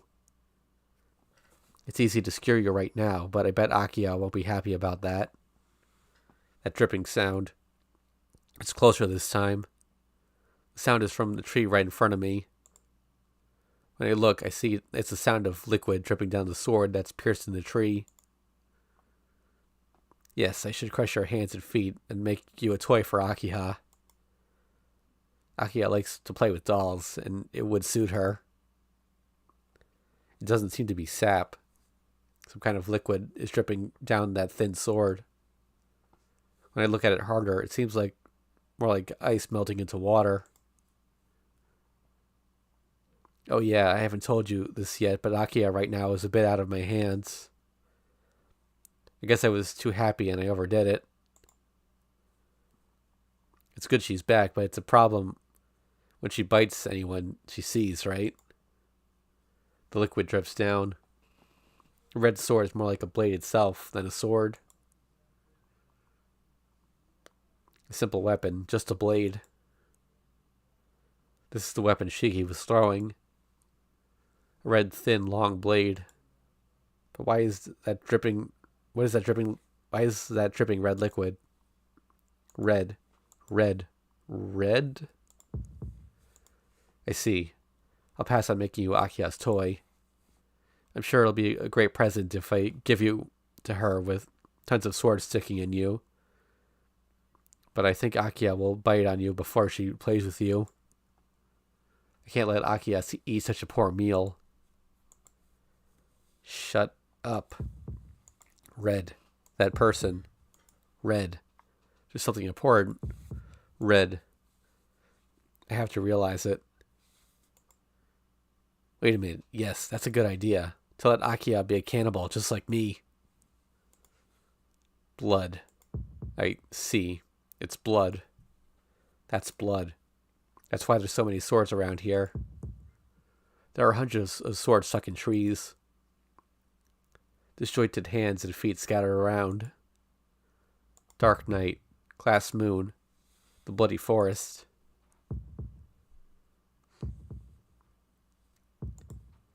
Yes. That's good. It'd be excellent if you were her first meal. I've made up my mind. Yes, now I have to get Akiha to be like me as soon as possible. The dripping sound. The sound of new blood dripping. Bye, Shiki. I must say we are quite close, but I'm done playing around. That lets me know where he is.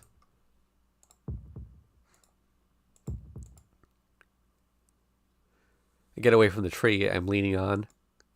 I turn around and cut its lines. Sliding, the target tree falls to the ground. What? I hear the voice from above. In a word, he was saying such tasteless things right above me until now. You... Shiki comes falling down. In his hand is a red sword made of blood. But before he can swing it, my knife cuts through his arm. Splattering blood. Shiki's arm falls to the ground.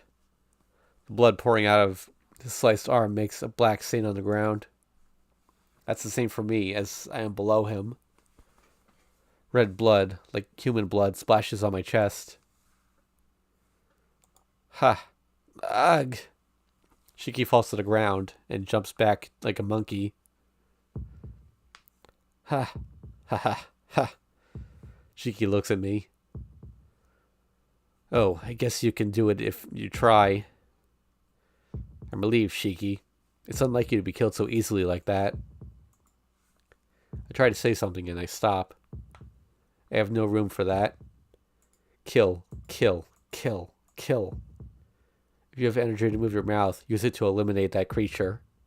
My body takes over my mind. Hey, why aren't you saying anything? Damn, don't act like you're the good guy. You're more like a monster than I am. I grip my knife as I walk toward Shiki. Sorry, I keep saving, but... Hey, you don't even want to talk to me, huh? I feel the same way too. I don't want to talk to you either. You may be a cannibal, but I'm not a machine like you. I walk through the grass. Alright. I still have a mind that lets me choose. I know what I'm doing is considered evil for you guys, but we do it knowing that. But what are you, being controlled by your blood? I'm asking, what are you trying to kill without any will of your own, Nanaya Shiki? I walk to kill him.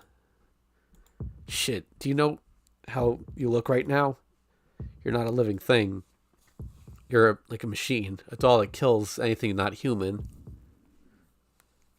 I see, it was only right that the old man exterminated the Nanaya, because you're all emotionless killers. The last step. With this, I will be able to kill this monster. See, that's the kind of creature you are, Shiki. If you're fighting anyone not human, all you do is kill them, no matter how much they look human. Then are you going to kill Akiha too after you kill me? What in the world? I would never. Can you say that you won't? I'll tell you, but Akiha is more like a monster than I am. With her in front of you, there's no way you'll be able to hold down your impulses. See, if you have any reasoning left in you as Tonoshiki and not Nanaya Shiki, you should understand. You're going to be killed by me, or that it's best if you kill yourself. He disappears. No, he ran away. I can hear the sound of grass as he runs. He's running into the forest. Oh, I let him get away. I could have definitely killed him, but I let him get away. Why? Part of me is angry. Part of me thinks it was a good thing. I can't let him get away. There's a trail of blood on the grass. I cut off one of his arms. His trail of blood will tell me exactly where he went. But if I don't hurry, I might lose him. Alright. We've got the full chart. Pursue him right now. No time to waste. I have to kill him before his wounds heal, or he will kill me. I take a forced breath and spur my tired body after Shiki. Panting, my breath echoes through the dark forest. In this darkness, the trail of blood seems to light the way. There's no way I'll let Shiki go now. The question is, can my body survive long enough? Breathing heavily, I run while wobbling side to side. I feel my knife in my left hand. The sensation of the knife firmly gripped by my hand is the only thing keeping me from passing out.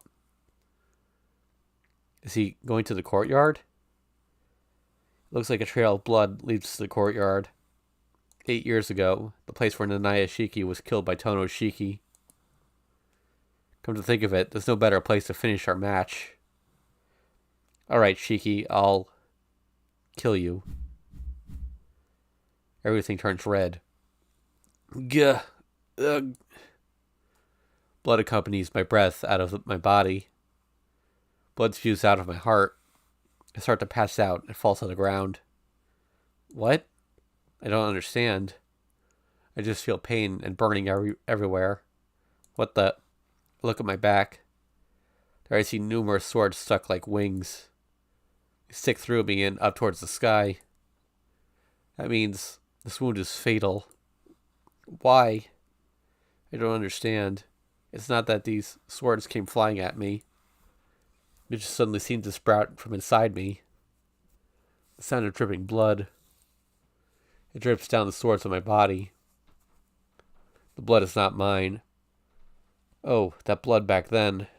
The blood that spilled on me when I cut Shiki. That was still on my chest. What a stupid mistake. I knew that red swords were made of his blood, so having his blood on me is like asking him to stab me to death anytime he pleases. I start to fade. I look up at the sky in my own sea of blood. The faraway moon. Dark night, tall trees.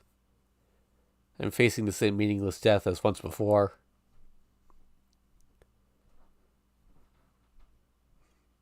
End.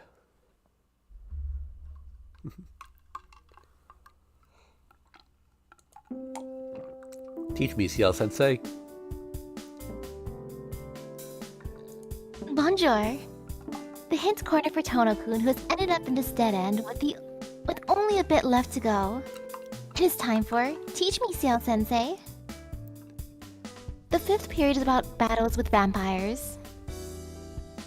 I have brought Professor Roa as a special guest. Professor Roa, what is the reason for Tono-kun's loss at this time? I have to say he was a bit careless. Finding out about your enemy's weapon is the top priority in a battle against the transcendent race. Well, in this case, I think he knew about it, but didn't act very intelligently. I see. Excuse me, Professor. But why does Shiki-san in this route look different than you? Yes, the question that I wanted to know. Same. I've been wondering about this for a long time. Yes, I think it's just a difference in tastes. When Shiki's mind was weak, Roa's preferences surfaced and I dressed like this. But in this case, Shiki-kun completely lost his mind for some reason. And Roa could not come out since he relies on taking control of someone's mind. That is my theory on what happened. Oh, really? So in Akiha-san's route, Shiki-san is the real Tonoshiki. That's pretty much what I expected, so glad I got that right. They say Tono-kun is like Shiki-kun, but they're not alike at all. Okay, well now we have the answers to that. Dang, Roa's just trapped now. Okay. Roa's probably like, oh gosh, why am I stuck in this weirdo? Okay. Take a deep breath, calm down, and then pursue him. I'll let out a deep breath. Calming down, I managed to restore control over my breathing. My view, painted in red, now returns to normal. One more calming breath. I won't believe what Shiki says. I will never kill Akiha, and there's no way I would kill someone simply because they weren't human. It's different. It's different from back then. I'm different from Shiki. I can control my actions through my own willpower. It's just the smell of blood is so strong. It makes me remember the past, and that scares me. Shit. My right hand is still holding the knife. It wiped blood off my chest. With that, the smell of blood goes away a bit. Shiki. In the darkness, the trail of blood seems to light the way. I take another deep breath, then go after Shiki. This is the last stop. Is it just a coincidence, or is it on purpose? 8 years ago, we fight to the death once more at the place where Shiki almost killed me. You did come after me. Shiki is sitting down at the very edge of the clearings. Even that is the same as back then. I hold on to my knife and walk towards him. I feel something slimy under my feet. Shiki's blood has not stopped. All the flowing blood is from him. Splash, splash. His body makes noise as I step towards him. It's amazing he's alive after losing this much blood. It's like a giant puddle on the ground. But I'm also at my limit. I'll be at a disadvantage if I wait any longer. This is the only chance to kill him, with him wounded. I step forward. Wait, there's something I haven't told you yet. Can you wait there a bit, Shiki?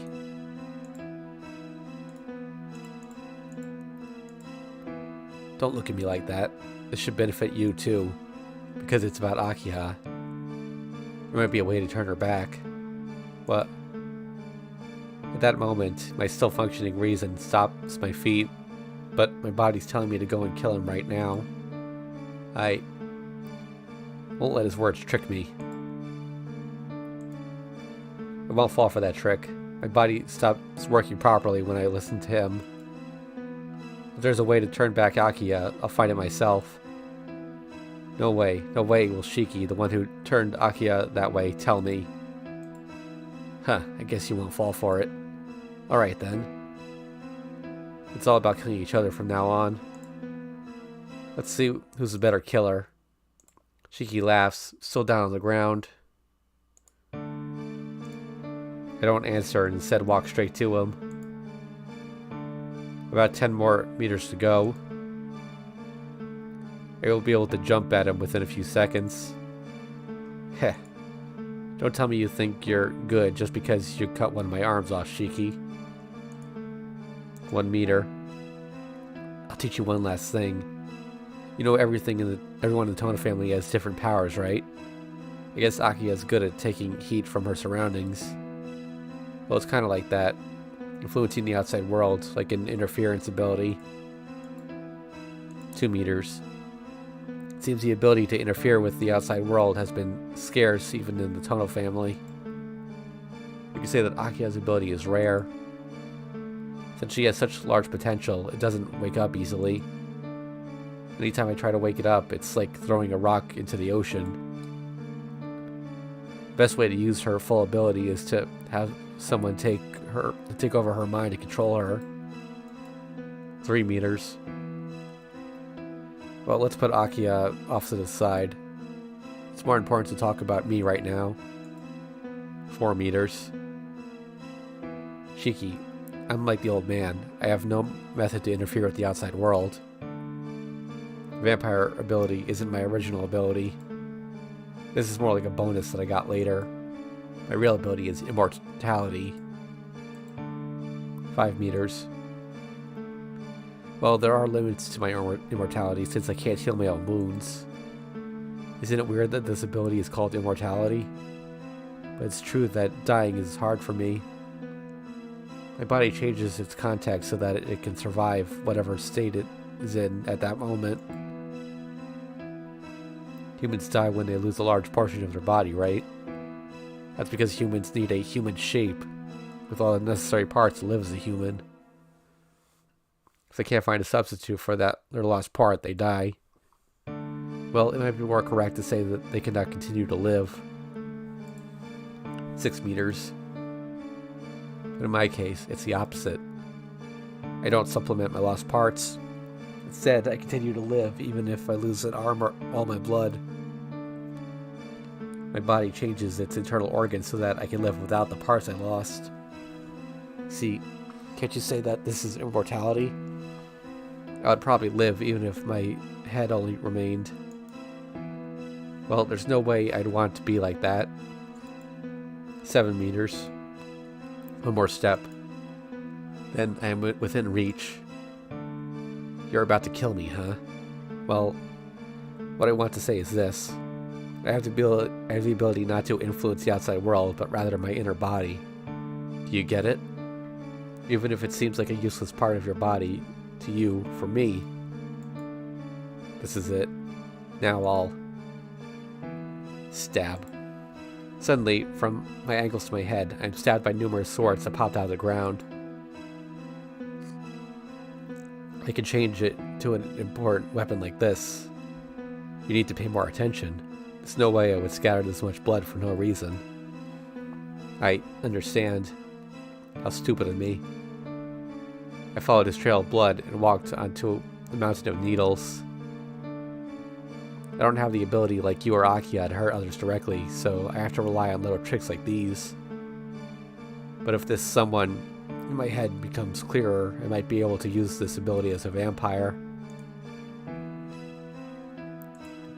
I guess you can't keep yourself together anymore.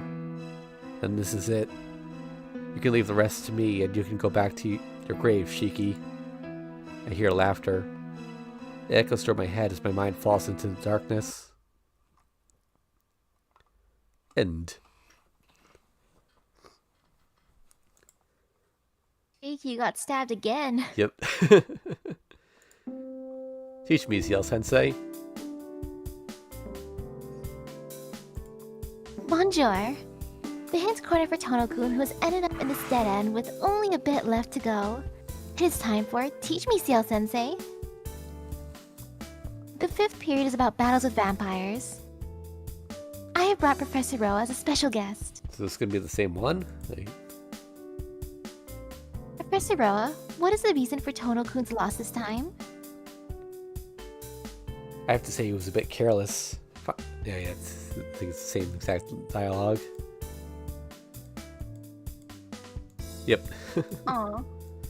It's weird though, because it's numbered differently.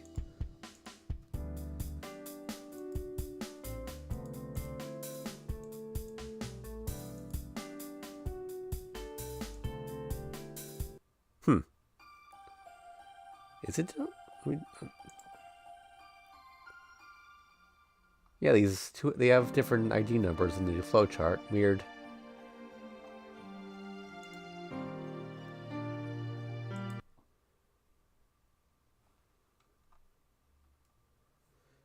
Okay, and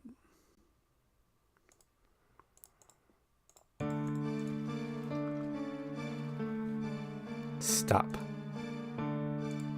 I stop walking. I stare at the crouching Shiki as I stand on the slimy ground. Ha ha ha ha ha ha ha ha. Shiki is laughing loudly. I know. If I stop now, he'll recover from his wounds. I know I have to throw away my last chance. But still, if there's a way to get Akiha back, I have to hear it. Really? What? I can't hear you. Is it for real, Shiki? Yeah, I talk a lot, but it's against my policy to ever lie. So I'll tell you if you stay a bit longer. Depending on your attitude, I could go ahead and save Akiha myself. Save Akiha? Is it that I felt something bad in those words? My body shakes and I almost fall. The ground is slippery because it's slimy. Slippery? Wait. I am now... Well, you should know how to save her. She has no power to live as a human, so she has to live as a Tono. And since she's using the power of the Tono blood, she becomes one of the Tono... She became one of the Tono blood, rather than someone of human blood. His weapon is made out of red blood. So if you set things back to the state where she can live as a human, she doesn't have to rely on the Tono blood. See? Isn't it easy? If you want to save Akiha, all you have to do is eliminate the cause of her current state. I'm standing in a puddle of blood. So all I want to say is, everything will be fine if you just die. At the same time, I jump to the side with all my power. It really was a matter of a split second. The blood that was flowing from Shiki's body, all of it turns into a mountain of needles. How could I be so careless? If that red sword was made of his blood, then it would be easy for him to make his flowing blood into swords as well. Grunting with exertion, I jump from the puddle of blood and roll onto the ground. But I couldn't get away unscathed. My left arm is useless now. My left arm wasn't stabbed, but cut from the inside out. In other words, the blood I wiped off this arm cut through me like an exploding firework. I roll on the ground and fight the pain. I still got lucky. If I hadn't wiped off that blood off my chest, I would have grown swords out of my back and died instantly. Yeah, good thing that didn't happen, huh? Shit. I hear a voice. The sound of Shiki running towards me through the grass accompanies it. You don't know when to stay down. You should have died with that. He's coming. I cannot fight back since I'm on the ground. He's coming. He sticks out his arm with sharp nails and approaches, trying to dig my heart out. It's like a circus. Dark forest. I get excited thinking about when the curtain will rise. The faraway voices of cicadas. Blue sky and high summer clouds. And then I'll be killed again in the forest. That pisses me off. Again and again, being killed in the same way. Wake up, Tonoshiki. Enough of that. Aren't you tired of seeing that over and over?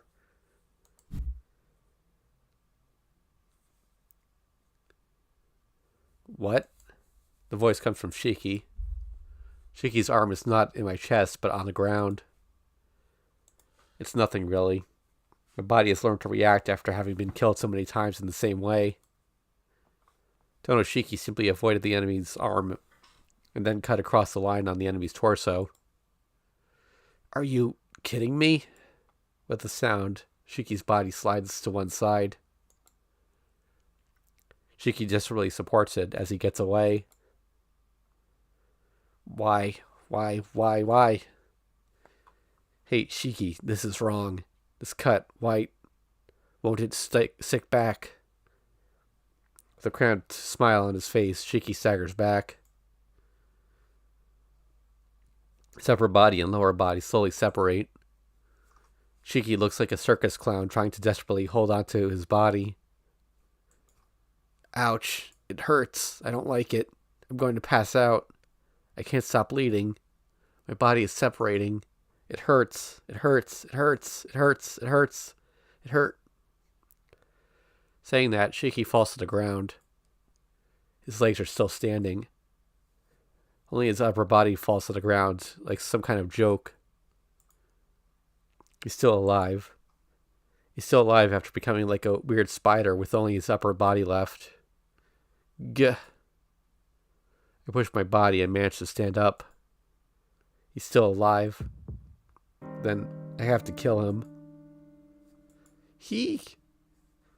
I kneel down in front of that thing that is dragging itself with its right hand. I raise my knife. Now all I have to do is drop it. If I drop my knife in the center of his body, in the point next to his heart, everything will end.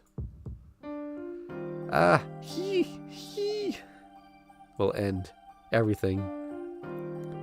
A stupid story that has continued for 8 years will end with just that. Yay! Shiki's voice resists death. It's not like I feel sorry for him. It's not that I got scared of killing him. It's not that my anger has gone away, but why? Why? Why can't I do something so easy as bringing down this knife?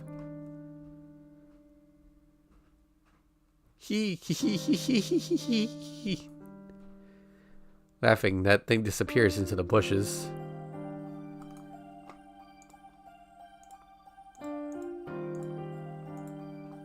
I look with a blank stare at my bloody knife.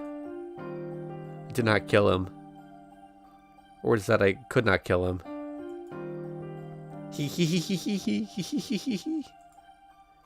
hear that annoying laughter.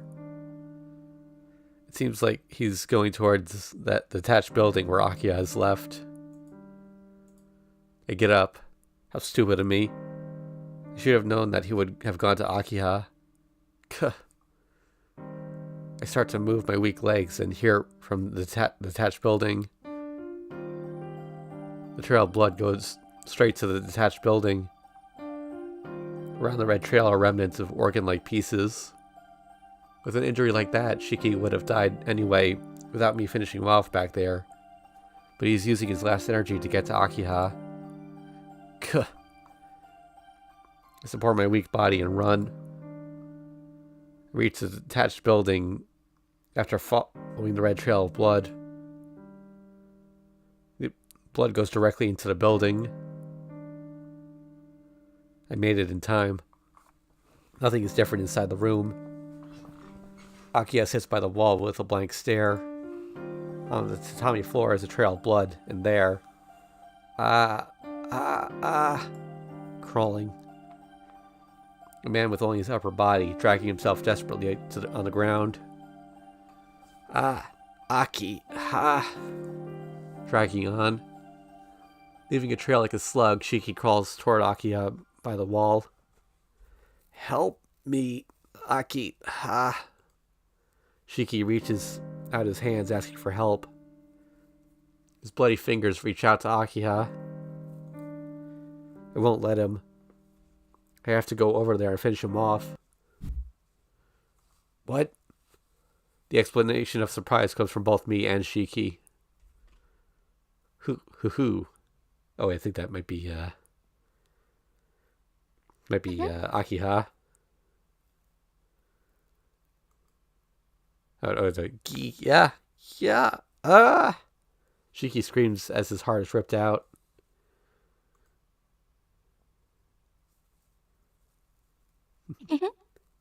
Childlike laughter. Yeah. Shiki scream.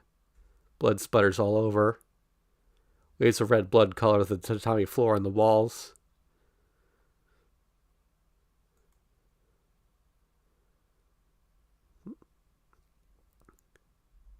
Misaki? Okay, I guess Akiha's happy then. Yeah. Laughter of unbearable happiness. Stop! Akiha! Shiki screams, ends there. It's because his throat, the organ allowing him to talk, is crushed and was torn away along with his head from his body. Akiha. Akiha. Akiha does not react to my voice. She probably doesn't even know that's her name. Akiha waves her red hair around and laughs like a little girl. Akiha. There's no answer. That's all I can say to her. She's lost her mind. Giggling. The sound of Akiha's laughter echoes in the room. She was fiddling with the body of Shiki, but seems to have gotten bored of her toy, which doesn't move anymore. After looking around the room, she rips through the shoji and runs outside. Her hands are still drenched in blood.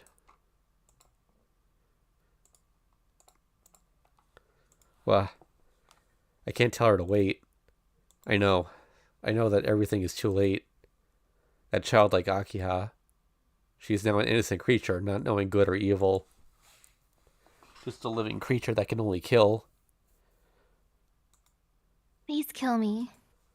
So, to go after Akiha right now means I'm going to kill her. I can't do it. I can't do it. There's no way I can do that. Akiha didn't do anything wrong. She didn't do anything wrong, so why does she have to end like this? The sound of my knife dropping. My arm has lost all strength without me knowing it. The knife that fell out of my hand sticks in the tatami floor. The room is drenched in blood. The room I was living in when I was still Nanaya Shiki. This is a long time ago. The room she came to see me in so many times when my old man wasn't looking. Just a day ago.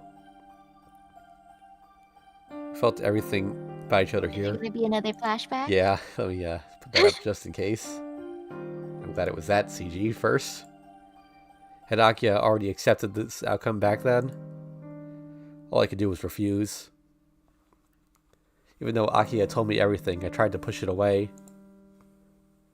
I didn't want to accept those facts, and vaguely I was wishing it wouldn't happen. That is my crime.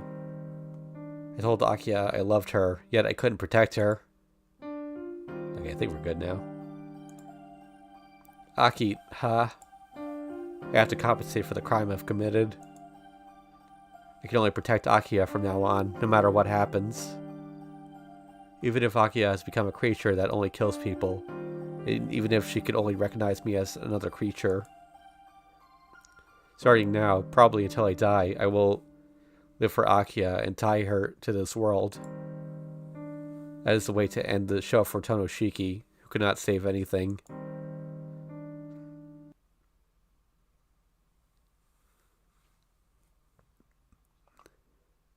Distant reed warbler, an epilogue. By the way, is the other Shiki still technically alive since he has the immortality ability? Well, I think it sounded like his head was destroyed, so maybe not. I'm not really sure there. If she just ripped off his head's still alive Yeah. technically. Yeah, just keep He it can't in a move jar. at all, though.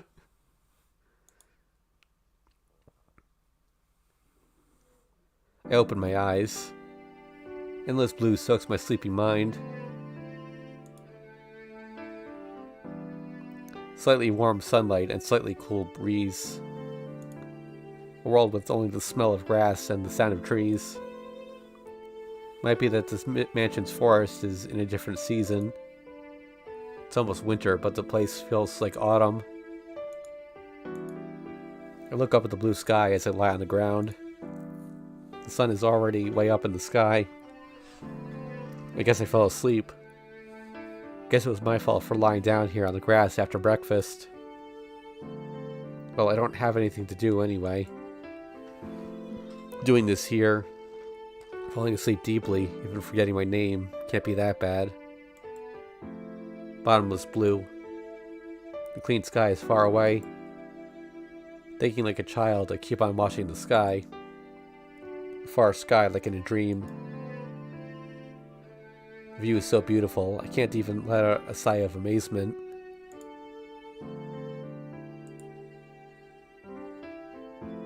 Shiki-sama? Are you over here, Shiki-sama? I hear Hisui's voice from the courtyard. It's that time already? I guess you fell asleep again. If I forgot time while watching this blue sky, it makes no difference if I was sleeping or not. Hisui arrives, composed.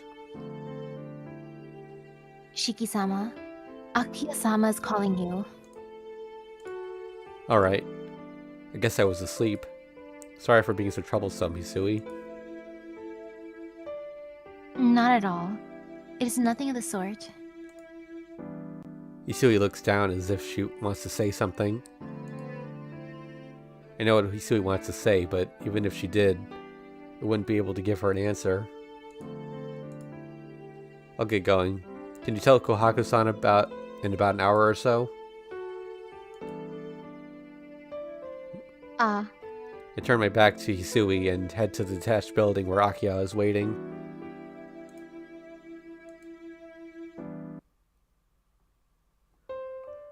In the room lives a girl. No, the term lives is not right. The girl cannot move of her own will. She only moves as a living thing when she eats. She just sits there like a statue when she isn't. So instead of live, exist is a more correct term, since she's more like a doll. I'm sorry, Akiha. I fell asleep and couldn't make it in time. Enter the room and close the shoji. Akiha sits there and does not move. Whoa, your hair is messed up. It looks like you haven't changed yet either. Didn't Kohaku-san come by this morning? Akiha does not say anything. She looks in my direction with a blank stare. No, it just seems like she's looking. Alright, let's at least make your hair look good. I touch Akiha's hair. She makes no motion to fight it. Quietly, as softly as I can, I let my hands go through her hair. The long hair flows in my hand. Akiha does not say anything. After some time like that, Akiha suddenly moves her arm. Akiha? There's no answer. She just takes my arm and brings it to her mouth. After a hard sensation, Akiha bites on my arm and starts to suck out my blood, expressionlessly. Her white throat gulps down my blood. The blood that spills out of her mouth drips down her throat and stains her kimono red. Gah! I grit my teeth and hold on until Akiha is full.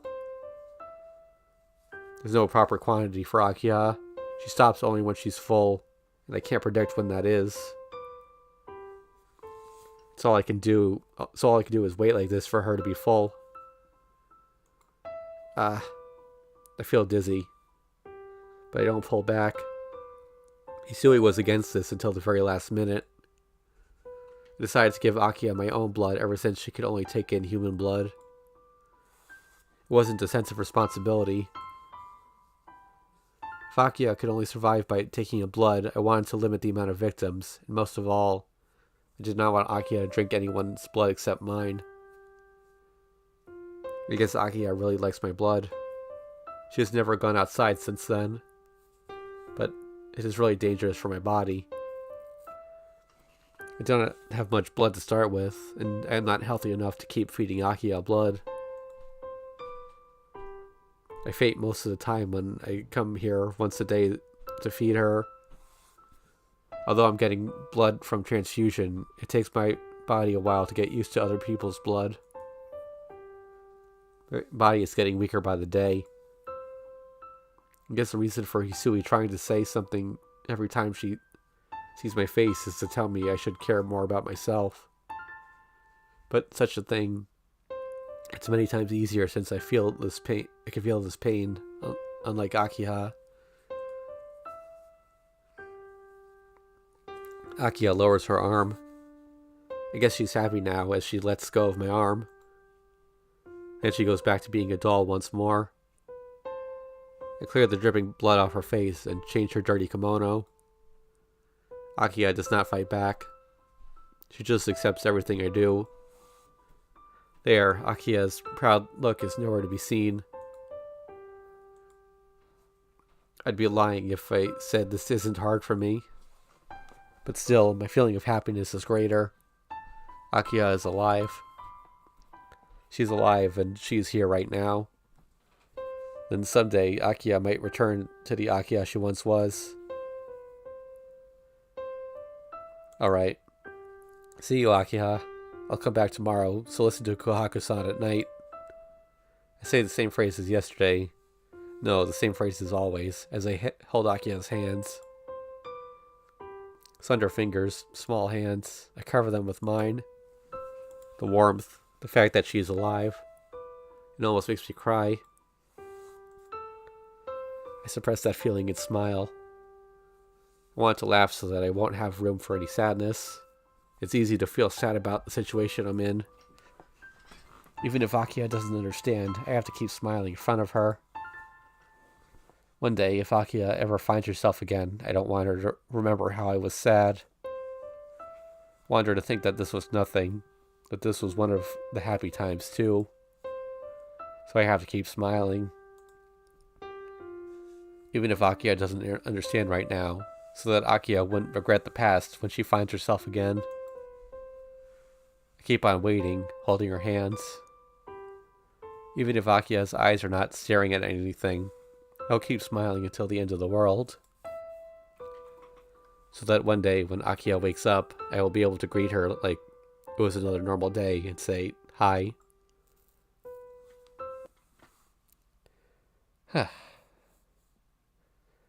Oh, Akiha's a vegetable now. Was this the good or true? According to the flowchart, this was a bad ending. I don't know why it's playing the credits.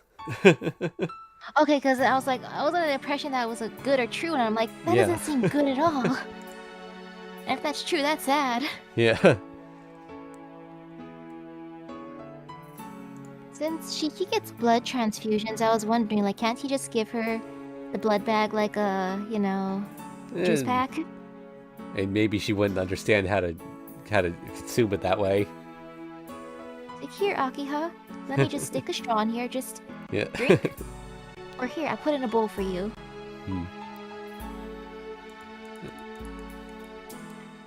So I guess Akiha sort of has 3 endings then, if we count anything that has credits.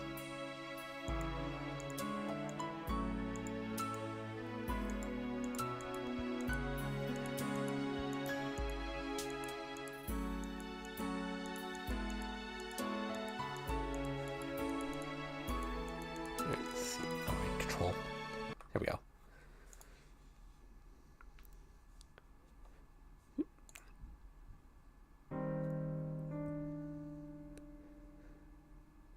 That's her normal We've ending? reached Akiha's normal ending. Okay, so it's, Oh, it it's is not a good normal or ending. yeah, so it's not good or true. It's normal. Interesting.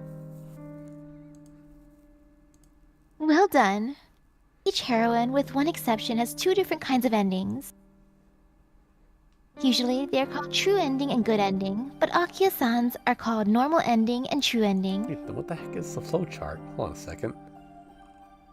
Oh, she has a normal end and a true end, so there's no good end for Akiha? Sheesh, poor Akiha. I'm not sure about this. Like, the flowchart doesn't seem to line up with that. We'll have to see when we get there, I guess. Akiha-san's route is different from everyone else's, and that how much Akiha-san likes you does not determine which ending you receive. It also differs from all the other routes in that it has an extra normal ending, which is what you're reading right now. Oh, okay, so there are 3 endings then. While this ending is called Akiha's normal ending, it will not register as an ending in the game. Nya, what is this? You're talking nonsense. Take it up with the game designers if you must. Tono-kun, please proceed to play through Akiha-san's route to reach her real normal ending. Well then, thank you very much for playing up until this point. Let's meet again somewhere in Tsukihime. That was a very confusing way to explain that, but...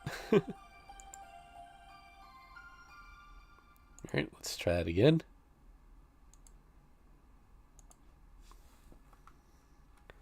Chase after Akiha.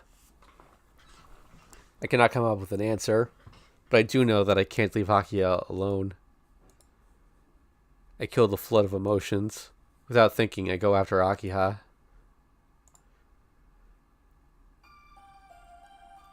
To my surprise, Akiha has not gone beyond the mansion. Under the moonlight, under the autumn leaf tree we once talked under, Akiha just stands there. Ooh. She's standing quietly, not doing anything. There's something I keep forgetting to do. Can I, oh yeah, I can just get that without the text there. That looks really nice. She's standing there quietly, not doing anything. Oh, excuse me. Like a child, she innocently stares at the falling autumn leaves. What can I do about it? No reason, no intelligence. The girl is just there. There's no crime. Akiha is not the one to blame. Please kill me. I recall those words.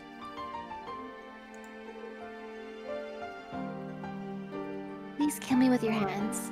What a cruel wish. She could only ask for that. She couldn't even ask for help. If you asked, I would have been on your side until the very last moment, even if the world was against me.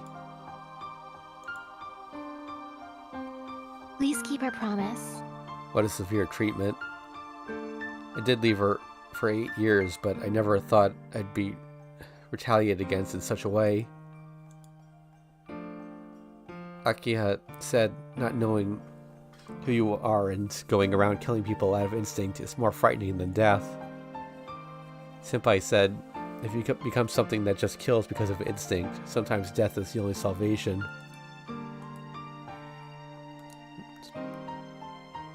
Thief. I grip my knife. Surprisingly, I feel no sadness. It's like my mind has gone empty. I don't want to feel any emotions.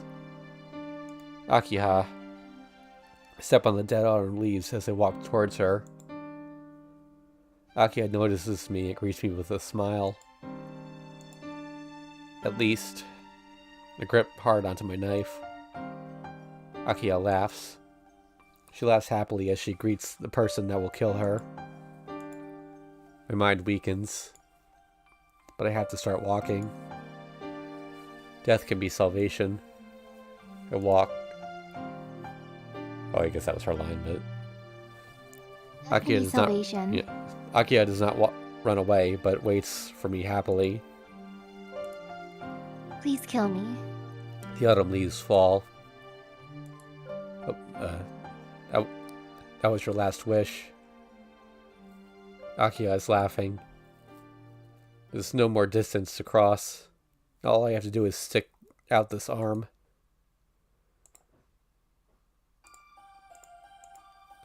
No matter how painful it is for me, I have to kill you. Saying that, my eyes suddenly overflow with tears. Keep my promise. And then I embrace Akiha's body from the front. Oh, I forgot to mention, so if your regard for her is not high enough here, you're forced to pick that option. So, so like right here, like there's only a couple choices left before the good and true endings, but right here is where it checks your regard for her. So if you made bad choices earlier on, much earlier on, then you're just screwed here. There's no way I could kill her. I want you to live. Akiha tilts her head questioningly. No matter what you become, I still want you to live, Akiha. My tears cannot be stopped. Akiha hugs back joyfully and bites my neck. It hurts, but it's not an act to suck my blood. It is just a primitive act to bite me. Akiha. Akiha just frantically bites my neck. She tears off the meat and bones, and my bones are being chipped away. Akiha has no intelligence. She does not know who is holding her or the meaning of an embrace. Akiha is no different from a beast in human form. But still, I want you to live. Is it wrong to wish such a thing? Is it a crime to wish for her to stay alive, even though she goes around killing people? Even if Akiha says she cannot endure such a thing, I want her to endure past it. But that's just a selfish wish. But we made a promise. Akiha does not let go. Still holding on to her, I place my knife in Akiha's line. If someone is going to kill you eventually, then it won't let anyone hurt you. The knife, without a sound, and probably without pain. Since I'm the only one for you. I gently end Akiha's life. The autumn leaves fall. Akiha lies on the red ground. The hair scattered on the ground is black. It vividly undulates on the red leaves. Her face is peaceful, as if happily dreaming. One event has ended. When I was a child, happiness when we met here and ran around in this courtyard. The brightness of the stars we watched together. Just a few days ago. Everything we talked about here. Nissan, I'm just happy that you have come back. I just want you to keep that in mind. At some point, I started staring at the moon. My body is cold. My mind feels dizzy, like I'm about to go to sleep. I'm sleepy. I feel like if I slept right now, I could dream that this was all a dream. But that's just a dream, and someday I would have to wake up. It feels like even I am just part of this dream. Or was everything an ephemeral dream from the start? If so, please, let me sleep on and never wake me up. Ha. Ha. In the sky, the blue glass moon, the tall curtain of trees, and the applause of showering crimson leaves. Ha ha. Ha. I'm sad, yet all that comes forth is laughter. The night is deep. There's a serene silence around me, which hits my eardrums like thunderous applause. My view distorts and narrows. It seems to be time to lower the curtain. The curtain of trees turns round and round, as if everything in the circus was artificial.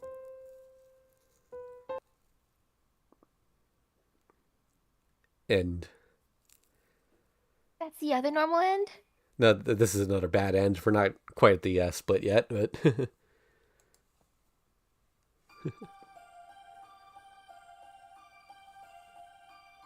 It is time for the last lesson.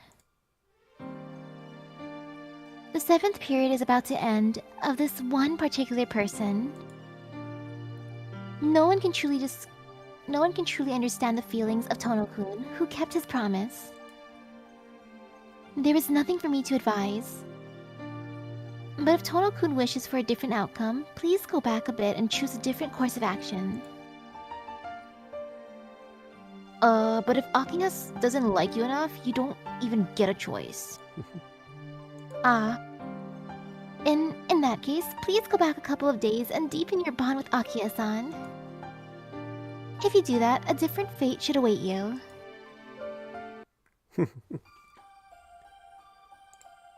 Yep. So, there's only one choice left, and it determines whether we get the true or good ending. Or I guess the other normal ending. Oh, it's still listed in the code as good ending, so not sure about that.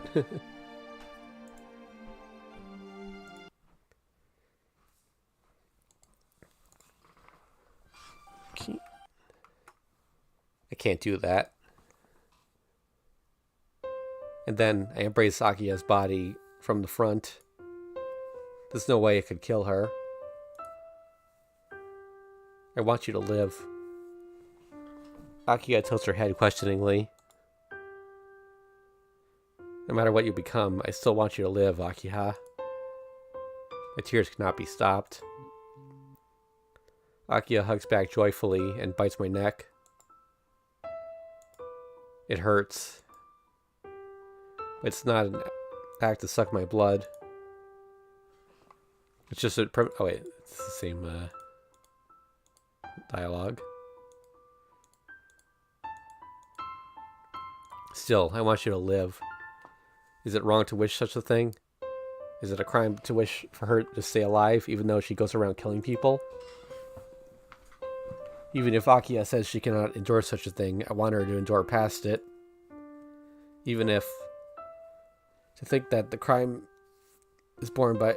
To think that the crime is born by me is selfish thinking. I'll save you. Hard. With all my might, I embrace Akiha. I think that's her.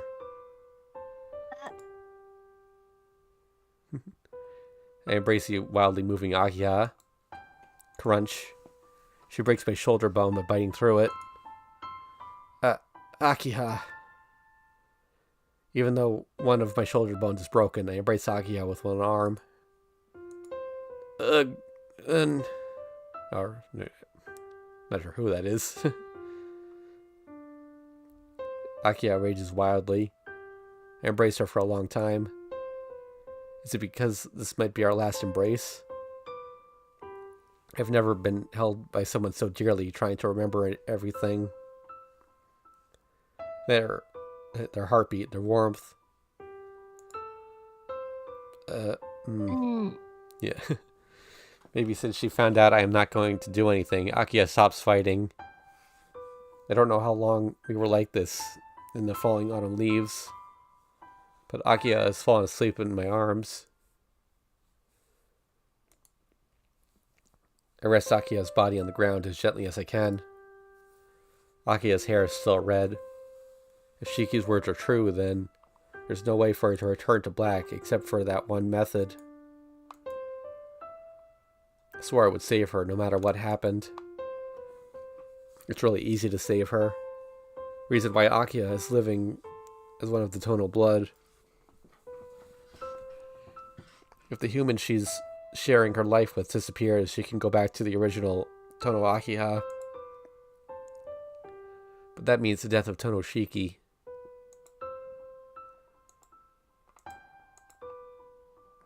I don't know what leads to happiness or what can save us. I don't know if death can be the way to save her. But right now, I can't tell what is the right thing to do.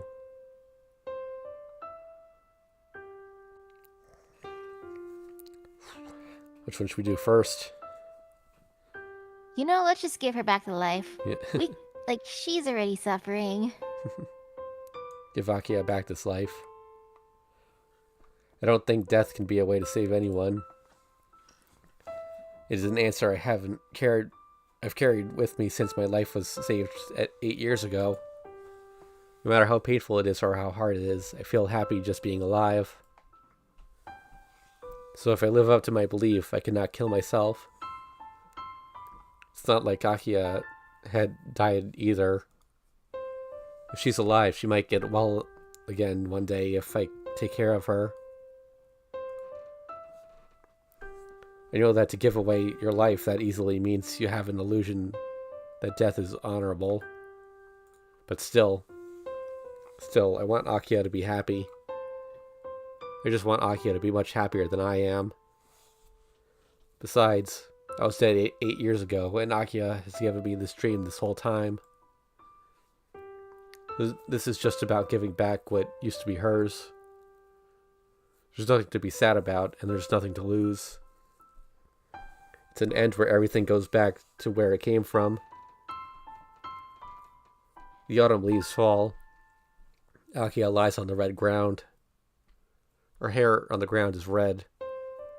It flows through the red leaves as if melting in them. Her face looks peaceful, as if she's having a happy dream. Jeez, don't catch a cold sleeping in a place like this. I mutter as normally as I can and look down at my body. The lines are throughout my body. I look to see which one would kill me the easiest. I have to return what I have borrowed for so long. I've borrowed it for too long, but I can still give it back to you in time. Right, Akiha? If this body is being kept alive by Akiha, then if I am eliminated, the life should go back to its original owner. I place the knife on my body. My heart screams loudly. I'm still scared. Since I'm scared, I look at Akiha's sleeping face so that I can go away calmly. Damn, I just keep on breaking my promises with Akiha. The familiar feeling of death. My knife cuts through the line that will kill me the easiest. At that moment, as if the thing that controlled my body malfunctioned, my whole body stops working. I fall onto Akiha. As I start to pass out, I watch the falling autumn leaves. They lay thick like snow. It might be because it is so beautiful. My mind goes blank as if I'm going to sleep. Distant moon, white summer sun, and the sound of cicadas.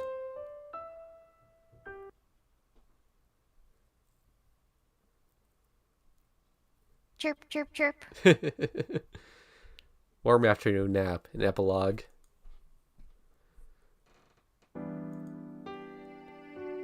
Alright, I'm going to assume this is Aki. Wait, or is it?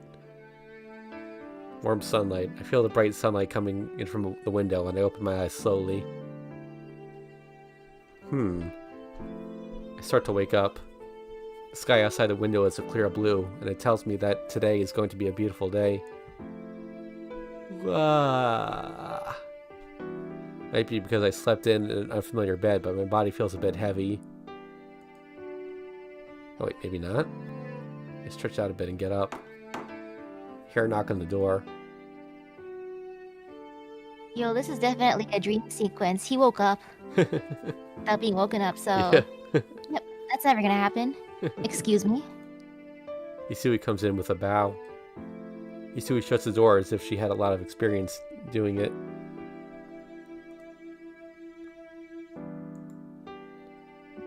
I feel like this might be Akiha, but I'm not sure, so I'm going to keep narrating. A quiet morning.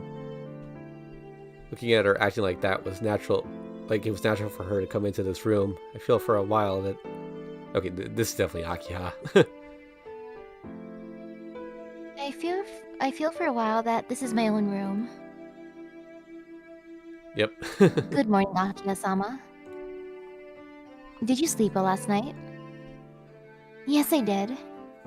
I'm sorry for saying such selfish things as me wanting to sleep in Nisan's room. No, it is no problem. I think Shiki-sama is also happy for you to use this room. Hisui says haltingly. I see. You don't give up easily, Hisui. Nisan should be happy that you think of him that much. Akiha-sama. It's true, right? I'm going to get changed and go to the sitting room. Can you tell that to Kohaku? Yeah. Excuse me, Akiha-sama. Hisui exits the room quietly. The room suddenly feels lonely. Nisan did not bring any of his belongings here. There's only a bed and a desk. Really? How could you sleep in such an empty room, Nisan? I'm surprised. I would have obtained for him anything he wanted. Nisan did not ask for anything. I guess he was reserving himself a bit. But he was basically a person with no desires for things. He was like that from the time we were small. He said with a smile that he did not want anything, and he was happy if he were with me. But that made me uneasy. He did not leave anything, and he was not restricted by anything. And he let me know as a child that to be free is to be lonely. Hmm? I look out the window. The view Nissan was always watching. The forest is illuminated under the blue sky.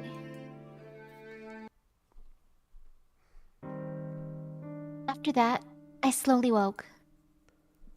In the garden filled with dead leaves. I slowly moved my collapsed body.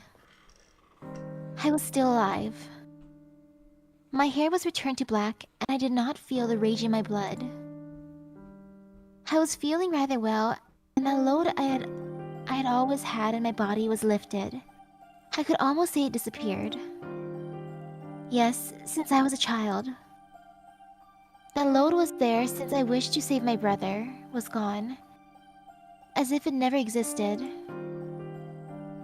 That load was painful for me, but it was also a load that relieved me.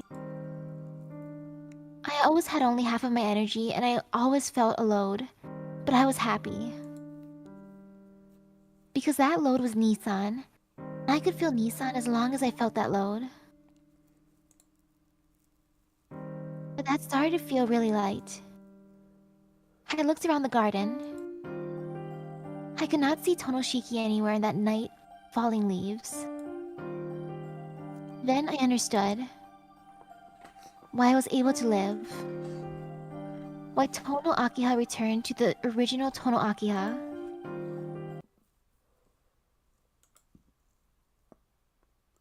It is really nice outside, and I can't stay like this forever. I have to change and eat breakfast so I can get to school on time. I come down to the dining room and finish my breakfast. It is only a little past 6. I should be able to relax for a few more minutes. Akiha-sama. What is it, Hisui? Would you like to relax too? Hisui looks at me with an angry expression. No, it's more like she's staring at me. It is a bit unusual for that calm Hisui. It does not seem like you would like to join me for some morning tea. Is there something you would like to say? Yes. Please forgive my rudeness. But why did you transfer schools again, Akiha-sama?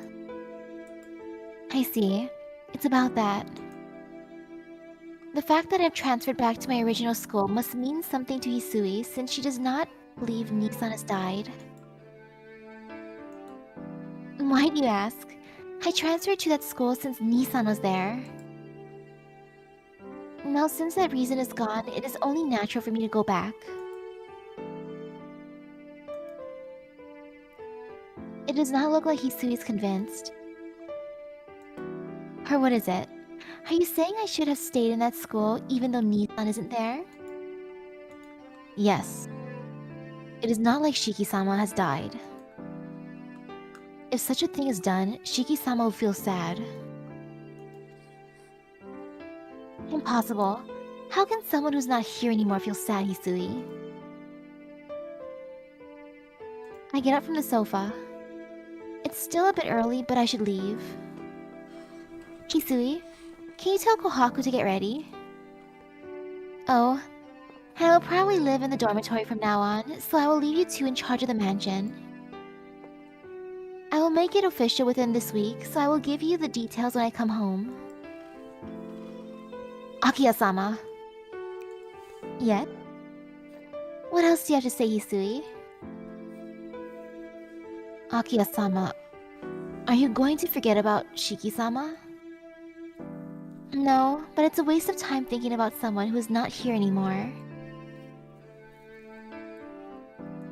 I leave the room. I walk to the lobby, feeling Hisui's eyes on my back.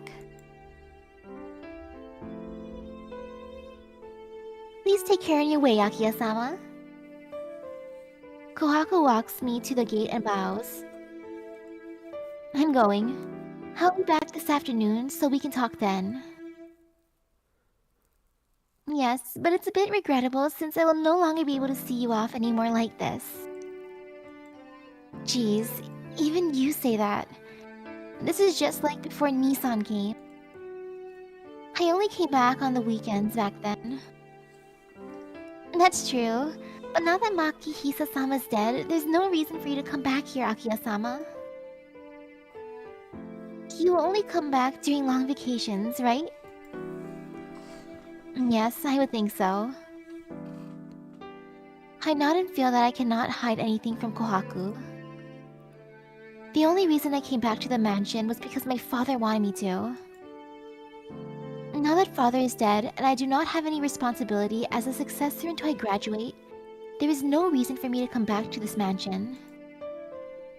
Because when I graduate, I will live in this mansion for the rest of my life. It's stupid to let the last free time of my life, to let go of the last free time of my life. But I won't hire anyone else. Please keep up your good work, Kohaku. Yes, please come back here at least once a month, Akiha-sama. Okay, I'll try. It's time. My driver knocks on the door to tell me it's time to leave. Akiha-sama? Is it really alright? What are you talking about? Are you going to say what Hisui has said to me too, Kohaku? No, it's alright then. Take care, Akiha-sama. Kohaku bows. Leaving her in front of the gate, the car starts to drive down the hill. I look at the flowing scenery. Are you going to forget everything, Akiha-sama? I did not say anything when Hisui asked me that question. Because it's each person's choice. It doesn't matter to me if Hisui does or does not believe in Nissan's death. Hisui wishes that Nissan is alive, like wishing for a full count, game-winning Grand Slam. Seeing that my thoughts are meaningless, I laugh at myself. Because that is also my wish. Are you going to forget about Shiki-sama? Should I have answered that it would never happen? I know it's impossible for Nissan to be alive. Because the only way for me to turn back is for Nissan to give back his life. I know that fact more than anybody, but still, I am believing in him just like Hisui. Because it's still there. I look up at the sky. The heartbeat that was there since I gave Nissan half of my life. The low that felt like I had another heart in me. The beating is still there. It's really weak and faint, but it's still there. It does not beat and it feels like a rock, but I am certain it's still there.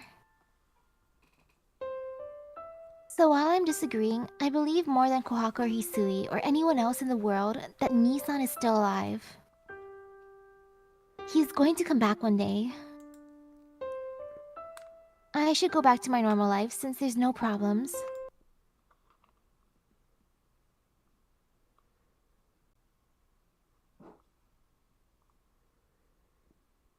I come back to the mansion. I believe there will only be a few more times that I'll be coming home like this. I got here earlier than I thought. I think aloud and allow myself some sentimentality. I am in the forest. I have not set foot in this place since that night. There are too many memories here. The garden me and Nissan played around as children. The night when we snuck out of the mansion to watch the stars. The enclosure of the trees when I talked with Nissan when he came back. And the forest where I woke up in after that incident. He really is an idiot. I told him so much to kill me and still... Nissan chose to sacrifice himself. I knew he would have chosen to do that.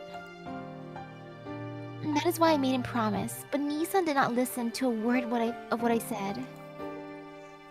Yeah, he was like that since he was a kid. Nissan only did what he believed was right. He always sacrificed himself for others. Yes. Whenever Hisui or I were scolded by father, Nissan took our blame.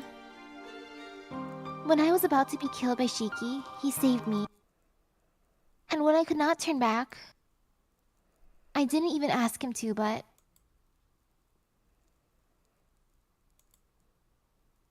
I stopped the tears that were about to come out.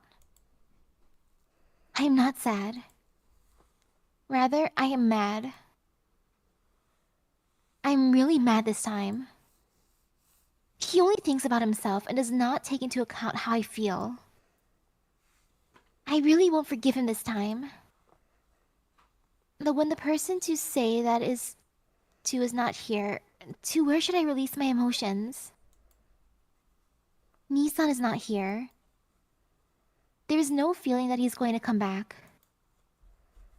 The warmth in my heart is gone, and the only weight of what seems to be dead remains. That's the only certain thing in me. I feel uneasy when I think about it. I feel like giving up and thinking that it might be useless no matter how much I try. I believe that Nissan is alive somewhere. The load inside me is really faint now, but it's still there. So I want to believe he's alive. I want to believe, but Nissan, if it's this quiet, I feel like I might forget someday, and I am waiting for Nissan. But it is hard to keep my belief in him. The load's still in my chest. While it might be proof that Nissan is alive, I'm scared that it might be a proof that Nissan is dead. Jeez, I can't let anyone see me like this. I let out a breath and decided to head back to the mansion. And then, I hit something with my feet. Huh? I could not see it under the leaves, but something is there. Hey. Some metal blade that shines in the setting sun. Is it a hand sickle or something? It's dangerous for Kohaku to leave tools lying about. No, it's not. As I notice, I forget to breathe as I pick it up. Thump. Yes, only once. When I grabbed the knife, what was dead inside me came alive. I do not know what kind of connection it was, but there was a special connection between him and this knife. But still, for a moment, I could feel his heartbeat inside me as I used to. No stronger than ever before. Ah. Something warm flows down from my cheeks. Even after noticing it is my tears, I still do not wipe them away. He's alive. With just the fact I cannot think. I don't know where he is. He doesn't tell me how he's doing. But I know. Nissan is alive. It was only once, but I certainly felt Nissan's warmth, and I was able to embrace it. I take a deep breath and swallow my words. I can believe. That heartbeat is enough. No matter what happens in the future, I feel like I can believe in Nissan and wait for his return. That makes me real happy. Yes, I will hold on to it for you, Nissan. I put away the knife that said Nanatsu Yoru and turned my back to the forest of memories. The forest is tinted red. I say goodbye to the forest which carries so many memories. Because I can make new memories, and there are things I must do. I won't be indulging in sentimentality anymore. Now then, I go back to the normal life I am having myself. As myself. And no matter how long it may take, I'm going to believe that he will come back someday. And keep waiting for him until he does.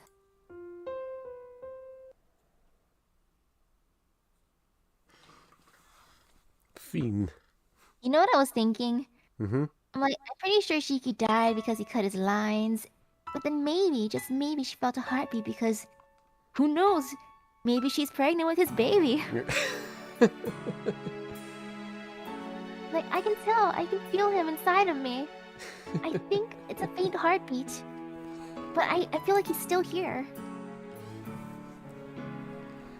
Hey, girl. Well, that was a good ending, though. Like, well, it was the true ending, but I mean, it was a good ending.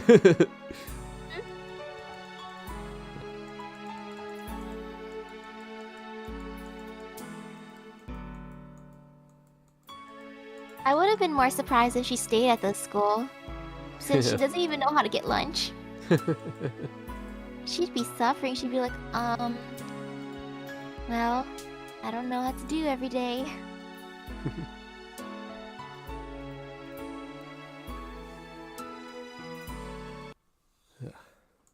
Right.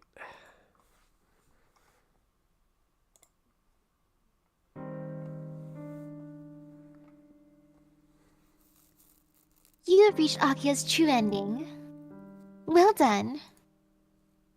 Each heroine, with one exception, has two different kinds of endings. Usually they are called true ending and good ending, but Akiha-san's are called normal ending and true ending. Akiha-san's route is different from everyone else's, in that how much Akiha-san likes you does not determine which ending you receive. Well then, thank you very much for playing up to this point. Let's meet again somewhere in Tsukihime. I mean, she never has anything special for the true endings. Alright, let's go get the good ending now. Or a normal ending, as she says. You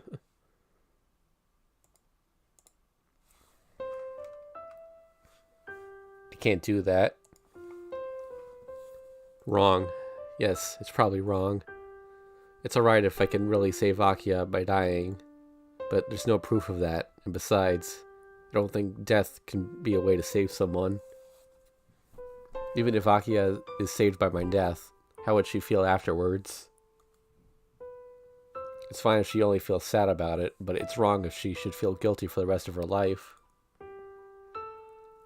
I don't think that choosing death is... I don't think that choosing death is neither courageous nor honorable. That's a double negative there. I think that's just a way to run away from reality. Akiha isn't like the Akiha before. She has become a creature that just kills others. But still, I want her to live. If I bear everything for Akiha, who can't feel crime or punishment, I want to believe that Akiha can live. One day. I don't think she'll turn back one day. But to keep belief in her is the last role for me, as I could not keep her promise. Akiha, even if you're like this forever. I kneel and scoop up Akiha's red hair. Just being able to be with you. That will be my greatest happiness. The autumn leaves fall. Autumn is ending. In this garden filled with many memories, I quietly kiss Akiha. A ritual with no meaning. I faintly see the future. This will be my last time touching Akiha as Tonoshiki.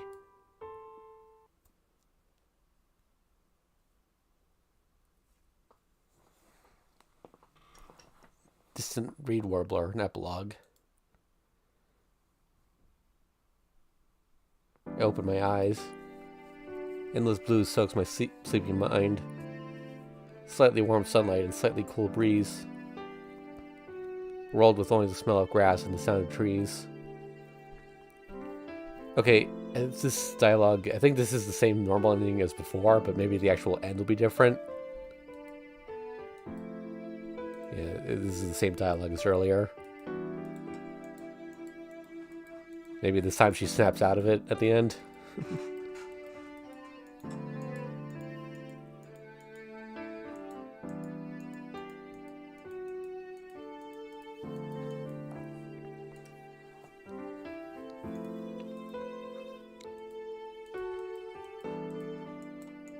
Yeah, it seems the same thing so far. Yep.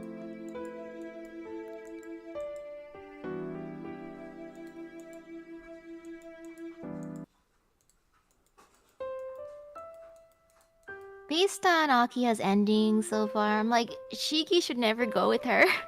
Because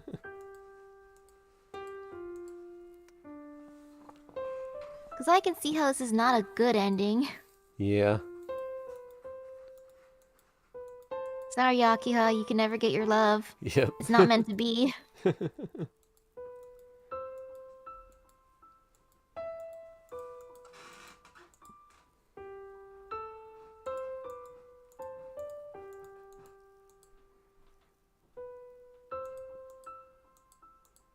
answer.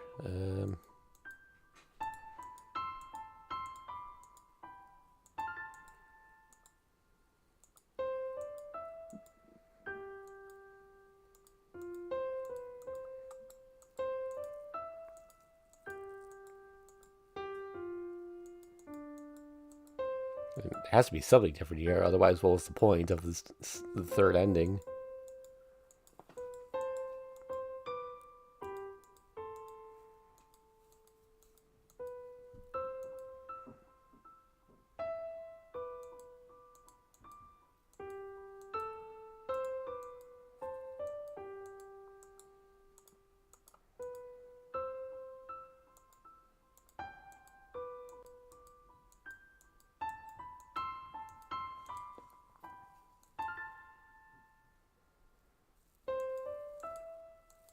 The game is just trolling, huh?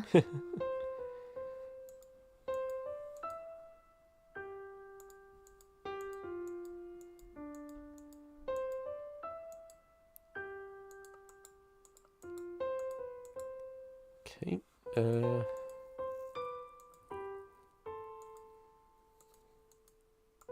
Have to keep on laughing.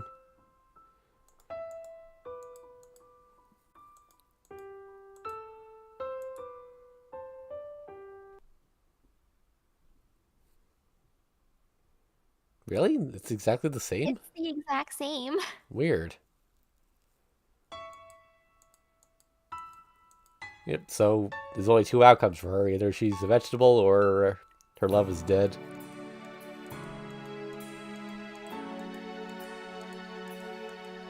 Sorry, Akiha, never go for Shiki. Yeah. Your outcomes are never good.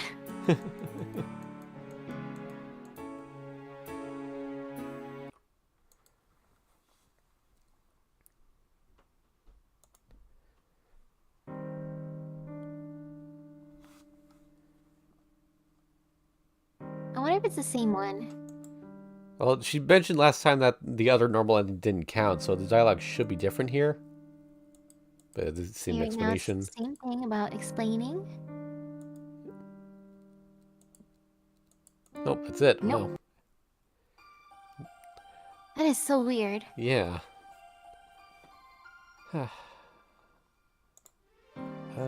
let me just take a quick look at the flow chart. For the next route would be Hisui. Just want to see where it splits off. It actually follows Okay, good. quite a No ways. chart. You're saving best girl for last. Yep.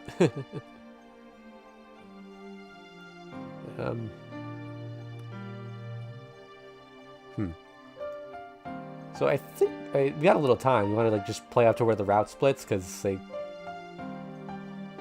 Okay. just got to make some different choices about to increase regard with Hisui.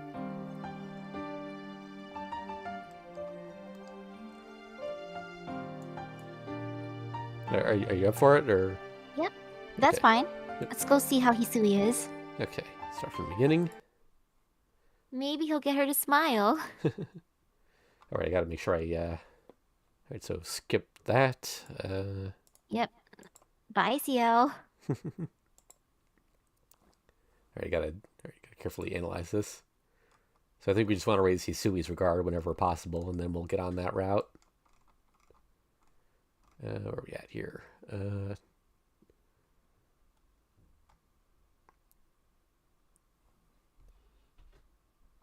Okay, that triggers flag M. I don't remember what that does.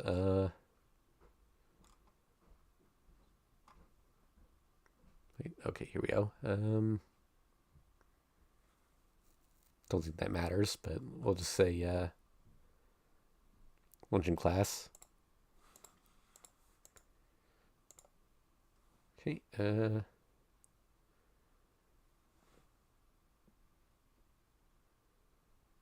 say it's always one of those complicated spots on the route there.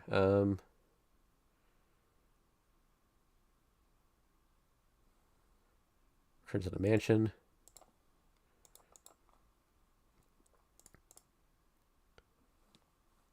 Okay, so what's this part?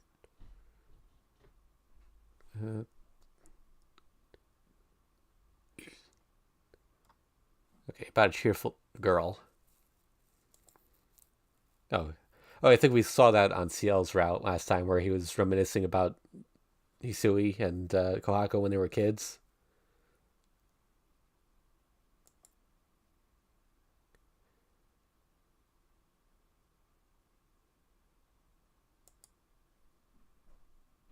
Ooh, since we were reminiscing, that means we're finally gonna do something with that bow he found in his bag. Oh yeah. Okay. Okay, so stay in my own room. This increases Hisui regard.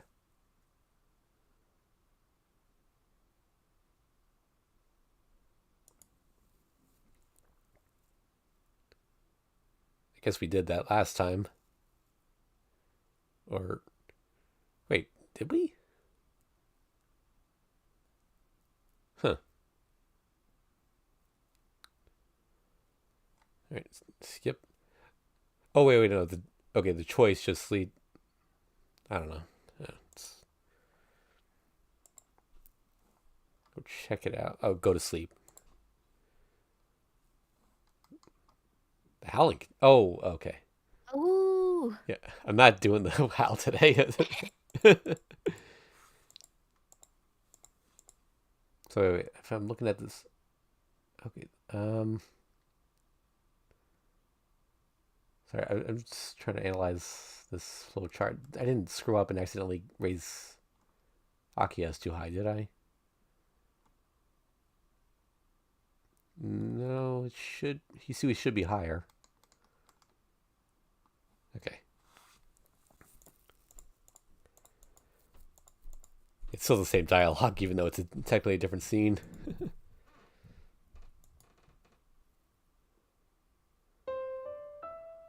Oh, no howling this time? I have a nostalgic dream. The end of summer 8 years ago, after I was injured, I was taken to the hospital where no one ever visited and met Sensei. Upon returning to the mansion, I heard from my old man that I would be taken in by a family I'd never heard of. Everything happened so fast.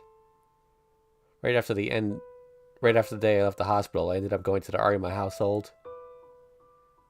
There was not a single cloud in the blue sky that day. The start of autumn. I was led away from the Tono mansion, but a little before that, that girl had come to see me, sneaking past the eyes of the adults.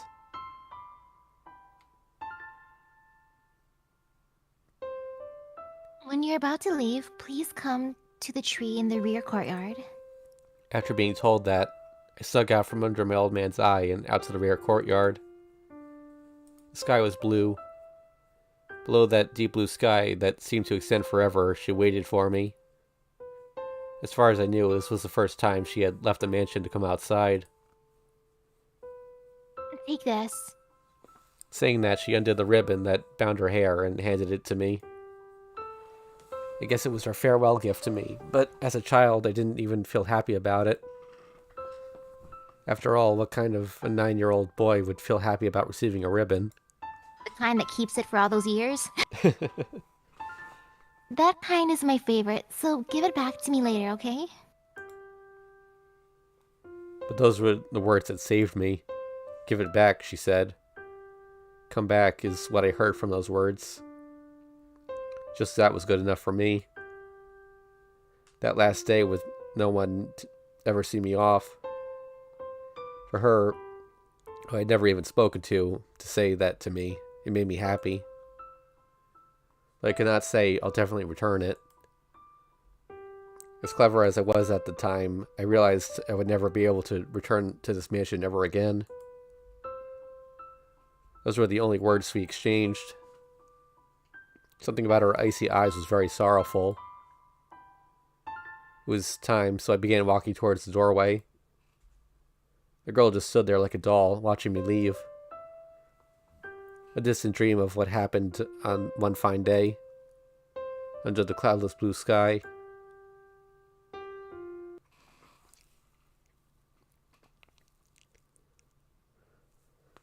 Two, Inversion Impulse 2. Second day, October 22nd, Friday. That's today, except it's Saturday. Yep. Good morning. I hear an unfamiliar voice. Dream quickly fades away as a voice calls me back to reality. It is morning. Time to wake up, Shiki-sama. An unfamiliar voice greets me. Stop calling me Shiki-sama already. I told you yesterday it sends chills down my back. Alright, we've had this conversation a million times. I think it's, same.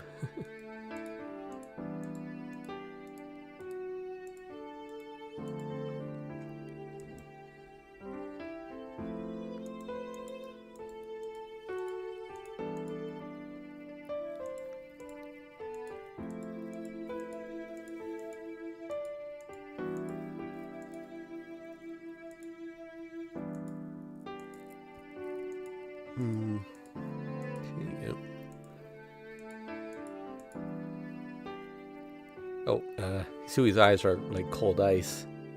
Seeing that all of a sudden, something reminiscent of a dream flashes through my mind. I see. I remember it completely. That day, the girl who gave me the ribbon right before I left was the one who always watched us from that window. That is, in other words, it was Hisui. Yes. Did you say something, Shiki-sama? Hisui, do you remember? About when I left here 8 years ago? Yes, I remember it. But was there anything special that happened? Anything special? Hisui? Please forgive me. 8 years has passed since you departed this mansion. So even if you speak of those times, I cannot answer with any specific details. What? Does she not remember the promise we made back then? Hisui, you don't remember about the ribbon? Ribbon? She looks downcast as she admits with difficulty that she does not remember. I see. That's right, it was 8 years ago. Sorry, it's nothing. Just forget about what I said.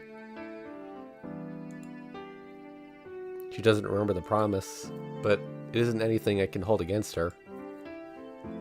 Even though it was maybe just a childish promise, it really did help me to face forward into the future back then. Well, time to get up. Hisui, do you know what time it is? Yes, it is now past 7 o'clock in the morning. Okay, that leaves me just a little time then. Stretching my back, I get out of bed.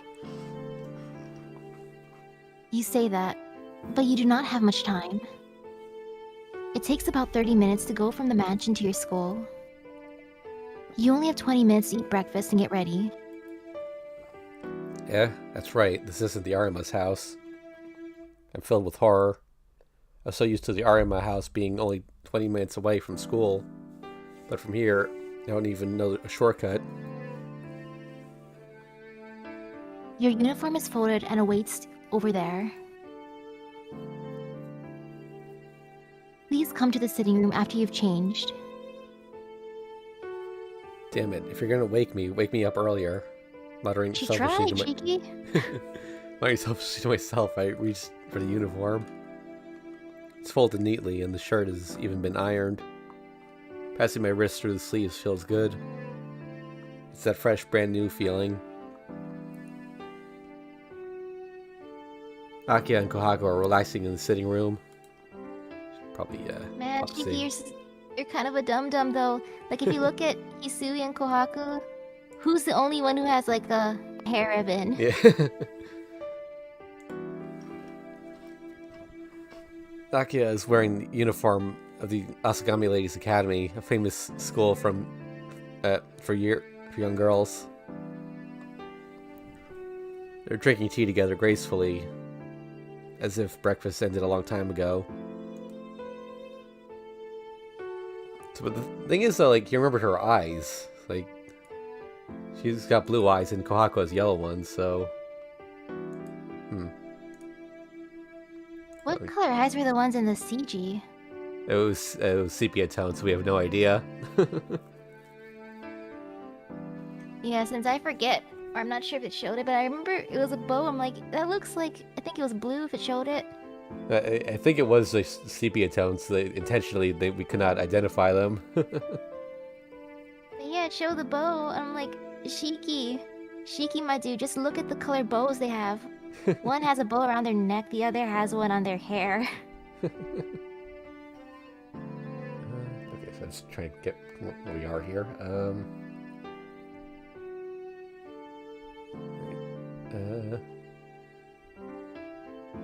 I'll agree both because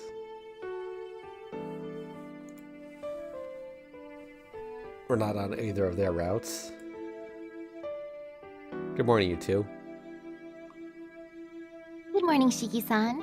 While wearing a white apron that suits her, Kohaku replies with a smile that cannot possibly be any larger. On the other hand, Akiha just casts a glance at me. Good morning. You certainly took your time this morning, Nissan. She certainly knows how to put a damper on things. Took my time. It's barely past 7. It only takes 30 minutes to get to school from here, so I'm actually up early.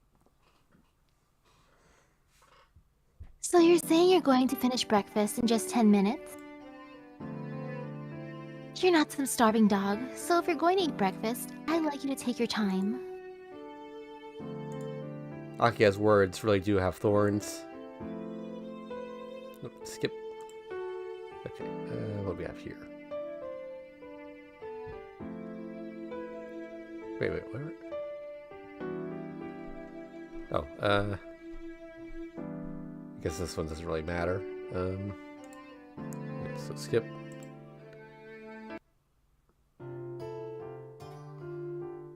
Oh yes, the Yumizuka route. Yeah. Even after the second period, Yumizuka still didn't show up. There's no way to find out my bad feeling about this gross.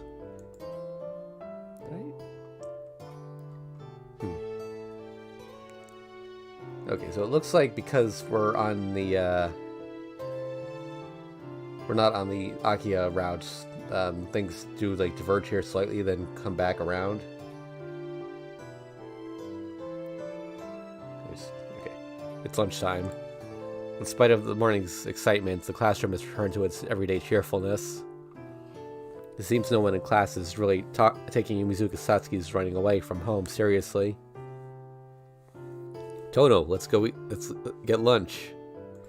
That's okay. I don't really feel like it. Huh, guess it can't be helped. Don't be troubled with other people's problems too much.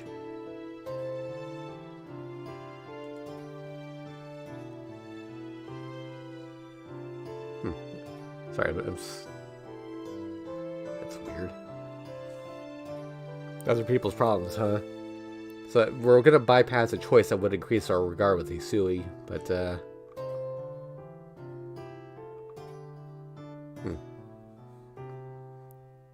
Oh wait, no, I'm misreading the thing. No. We're going to get extra choices because we run on the Akiha route. The Akiha route bypasses this choice. Never mind. Other people's problems, huh? Arihiko's words are too close to the truth. Huh? You're not... Oh, that's CL. Huh? You're not with Inui-kun today? Senpai, what are you doing in our classroom? Well, I thought I'd have lunch with you guys, Tono-kun. Aren't you going to eat something? Senpai sits down at the desk, looking at me anxiously. Nah, just don't seem to have an appetite today. Are you not feeling well? Something like that. Don't worry about me. You go to the dining hall. Arihiko's probably already there. Oh, you're not energetic at all. I don't know what happened, but if you don't eat lunch, you'll just feel even worse. That's true, but since I'm not hungry, there's not a lot I can do. No. So if we give it to CL, then we end up back on the route we were on earlier, so... No, I really don't feel well.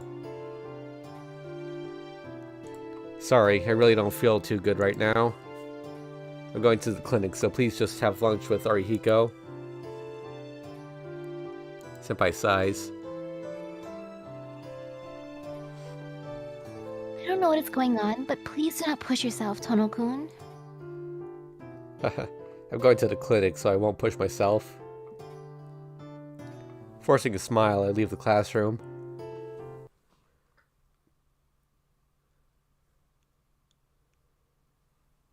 When I get back, homeroom is ended.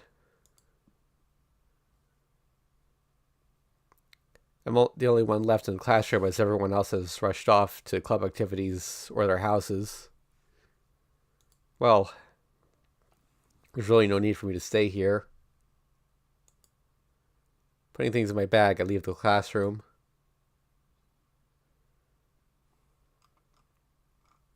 It's past 4 o'clock. I told Hisui I'd return around 4, so I don't have time to wander around. Oh, we're actually going to go back to home on time this time? I suddenly stop as I walk up the hill. Yesterday, at the same time, I remember how natural the parting was between Yumizuka and I. To be honest, I'm concerned about Yumizuka. But no matter how much I worry, there's nothing I can do. I told her I would help her as much as I could whenever she was in a pinch. But now I don't even know how I can help. I reach the top of the hill, walk along the wall, and reach the front gate of the mansion. This western mansion does seem out of place. In the middle of a residential area and at the top of a hill, this imposing mansion really does give the impression that it's from a country other than Japan.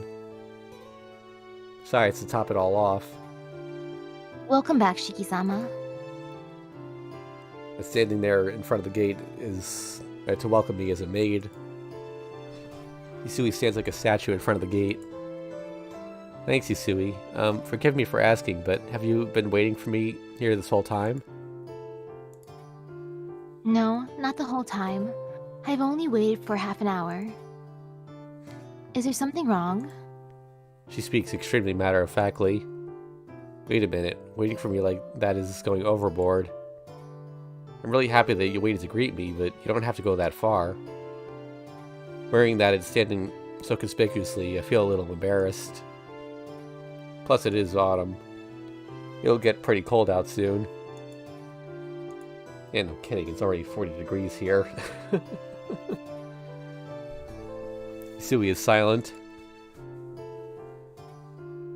She might be part foreigner, as her blue eyes are like finely crafted glass, staring at me lifelessly without emotion. A brief silence ensues. I understand. Then starting tomorrow, I will wait in the lobby. Hisui gives a brief bow and opens the gate. After that, she resumes her immobile depiction of a statue. After I walk through the gate and enter the garden, she quietly follows behind me. When we reach the entrance, Hisui wishes past me. Wah! I instinctively jump back.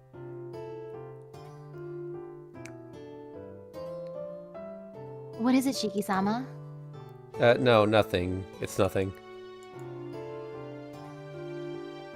She silently opens the front door. She must have moved ahead of me to do so. Waiting behind her master until her turn arises and quietly fulfilling her duty. Perhaps that's the duty of a maid, but it makes a normal person like me a little nervous to have her attending my every move. This isn't good at all. This just makes me feel like a perpetual guest in my own home. Hisui? Yes? What is it, Shiki-sama? I said this yesterday already, but I'd like you to do things that I can... But I'd like to do things that I can do by myself. No, please let me... This is sort of a secret, I suppose, but the truth is I really am pretty lazy deep inside, so I tend to let things go. Yeah, I really want that to be a secret from Akiha. I do not understand. Are you telling me to be more strict? No, that's definitely not it. I just want to live as relaxed as possible. I am deeply sorry, but I do not appear to understand what you are saying, Shiki-sama. That's why I'm saying you don't have to look so serious. This is troubling. Last night when I talked to her a little about this, I had a premonition, but I didn't know she took things this seriously. Sheesh, what am I saying? What I'm saying is that you don't have to worry about me. I don't mind being helped with things like laundry and cooking, but other than that, I can take care of myself. Isn't it just you and Kohaku-san taking care of this enormous mansion? So I don't want to add to your duties, just relax. Her expression doesn't change. She doesn't answer or even give a nod. Just a quick closing of the eyes, I think. I understand. But you do not have to worry about me, Shiki-sama.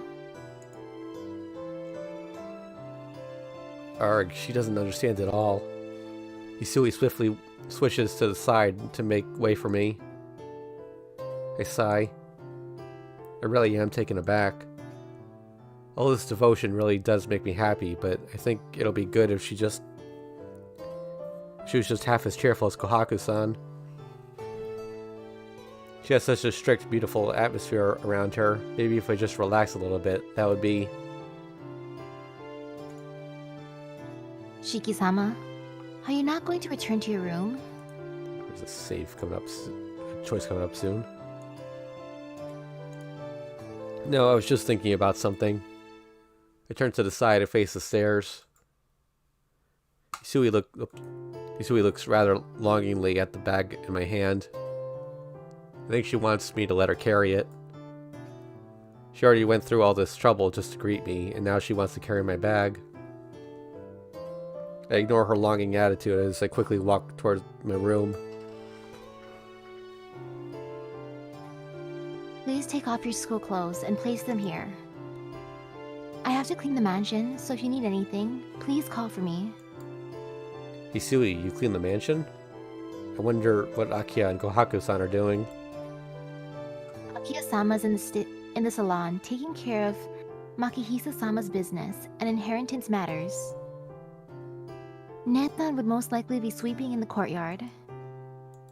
Huh? My old man's business inheritance? Is she talking with a lawyer or something? Yes. It seems that she is being informed about all of the administration policies, so she will be extremely busy until dinner time. Well, the old man did suddenly pass away, so he probably didn't tell her anything about his company. Sorry for taking your time. Oh no, sorry for taking your time. I'll call you if anything happens, so you can return to what you were doing. I understand. Well then, please excuse me. I changed out of my uniform into some normal clothes. The clock says it's just past 5 o'clock. It'd be a waste if I just spaced out of my room, so I should go see Hisui. That's right, she's been taking care of me since yesterday, so if I have time to fool around, I ought to go help Hisui. Well then, Hisui said she'd be cleaning the mansion, but where could she be? I go down to the lobby. She wasn't in the hallway on the second floor, so maybe she's in the sitting room. Not here. Not here. Not here. Not here. She's not anywhere on the first floor. The only place I haven't been after the lock are the locked recreation rooms, the guest rooms, and the salon where Akiha is right now. I guess she's on the second floor then. It is a big mansion, so there's probably a bunch of places I haven't looked. Psyching myself up, I start up the stairs. I go up the stairs and glance down the hallway. And then I see Hisui's silhouette standing by the window in the east hall of the mansion. Hisui. My voice dies in my throat. In the middle of the hallway, in twilight between light and shadow, Hisui stands motionless. I can't speak. Something about her seems dangerous. Hisui lingering in the gloom of this Western-style mansion. She seems so incredibly beautiful, but at the same time, a chill runs through me, as if I was looking at a ghost. She doesn't even move a finger. She simply stares out the window. That window. Is that the same one she watched us from back then? Hisui, I can't do anything but stare in fascination. I'm so dumbstruck I can't speak or even blink. I can only watch her. And then her eyes, still like that of a doll's, suddenly turn towards me. Shiki-sama? Shiki-sama, is something wrong? No, nothing. I just, Hisui tilts her head in curiosity. This seems to break the mysterious spell I was under. I was looking for you because I had some free time and thought I'd give you a hand. For some reason I couldn't find you, but I made it. I see, but Shiki-sama, there is no need for you to do that. Please return to your room. I thought it would turn out like this. Hisui doesn't want me to do any work. But Hisui, I don't have anything else to do. I don't like just doing nothing, so I thought I ought to pitch in. Shiki-sama, you may say that, but there is no longer any work that you might assist me with. The only thing that remains is to arrange Akiha's bedroom. No males are allowed to enter Akiha's bedroom. Not even you, Shiki-sama. Not on this timeline, anyway. Well, that's definitely true. But it is a little cruel. She didn't have to emphasize that last part. Please excuse me. I have to finish my duties. Her footsteps echo in the air as she goes into Akiha's bedroom. Sheesh. I can't just go into a girl's bedroom because they have free time. Oh well, I guess I'll go back to my room. I turn on my heels. Before doing so, I get curious about the window Hisui was staring out of. Huh, isn't that Kohaku in the courtyard? You can see the whole courtyard from this window. Was Hisui looking out the courtyard from this window just as she did when she was a child?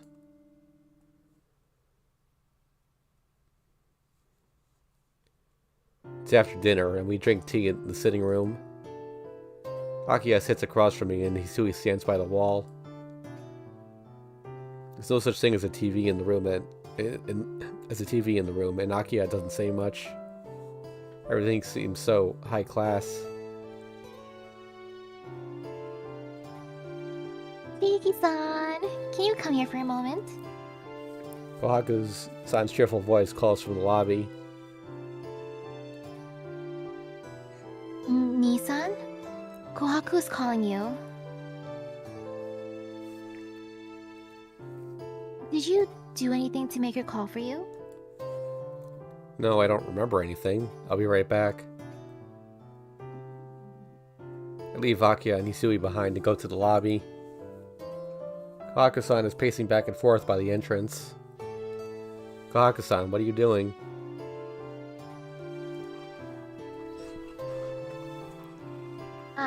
Shiki-san? Well, it's a little complicated. Can you please step outside with me? Here. Oh, Here is not a good place. I don't understand what's going on, but I follow her anyway. You have something to tell me? Is it a secret or something? Yes. If Akiha-sama were to hear it, she would get mad at you, Shiki-san. Something Akiha would get mad over? What do you mean? Oh, sorry. I haven't done anything to make her mad. Well, it isn't anything you did, but you know, while you were eating with Akiha-sama, a guest came to see you. Huh? A guest? For me? Yes. She was walking around the front gate, so I called out to her.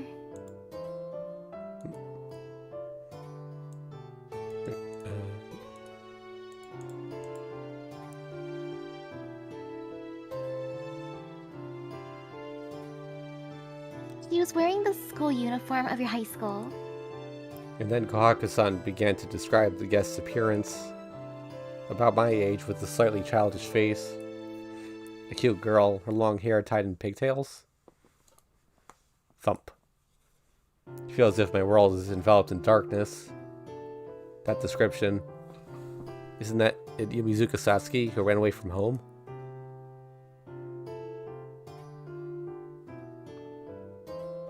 She asked, "Is this the Tono mansion?" And I answered, "Yes, it is." Then she asked, "Is Tono-kun here now?" And then what, Kohaku-san? Well, it seems like she wants to talk to you, but she refused when I asked if she wanted to come in. She seemed okay that she would not get to meet you right now. Kohaku-san wonders aloud what it was all about, and she tilts her head. But I'm the one who wants to know. Why did Yumizuka come to my place? I don't know. But I have a bad feeling about this. Kohaku-san, how long ago was this? It was before the end of dinner, so about 10 minutes ago. And which direction did she go? She went down the hill, towards the station, I think. Can I make it? If I get lucky, I might make it.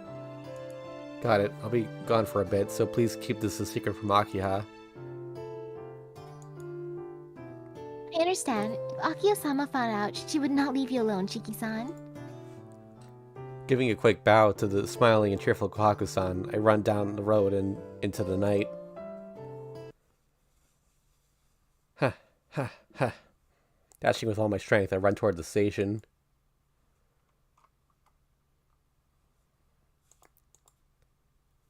I think... Yeah, I look for someone like Yumizuka in the crowd and in front of the station. I'm out of breath. My legs are painfully aware of how fast I was running, and they stop. I knew it wouldn't be this easy to find her. I think we're like reconverging here. Don't see her anywhere.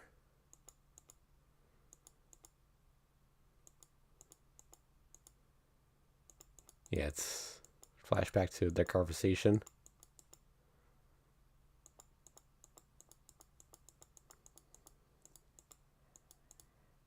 I think it's just a different scene because of the conversation with Kohaku there being in a different spot.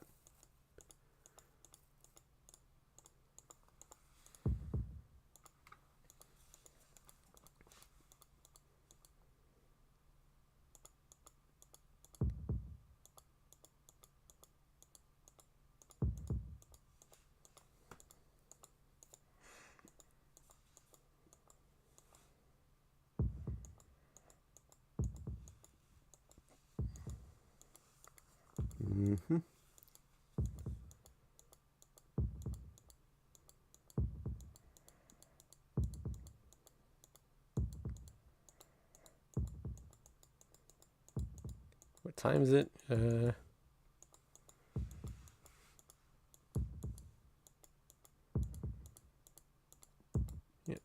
Not seeing anything different. Yep, here we go.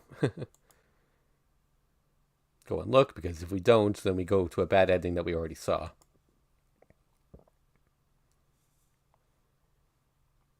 Okay, so, however, because, wait, no, yeah, so I think now we're on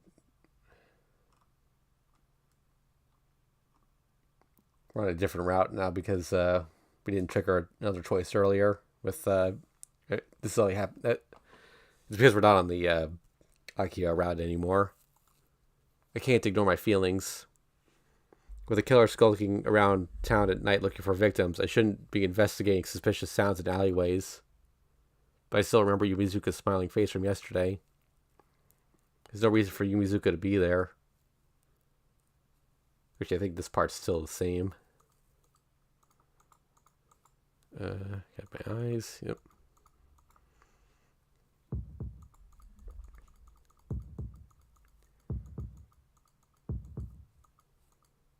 Don't go any further.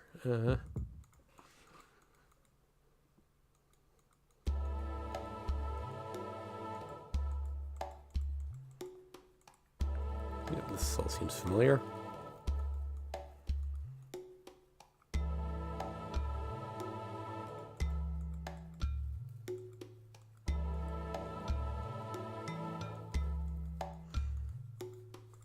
He's about to be bitten. Yep.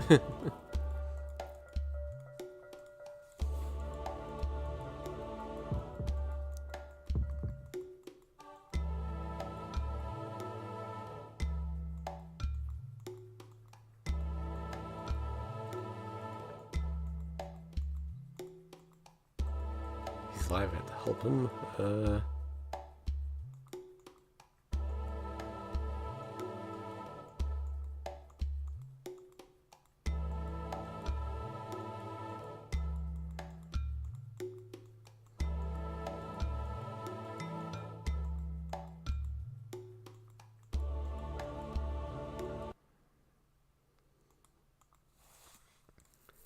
Bag of bones.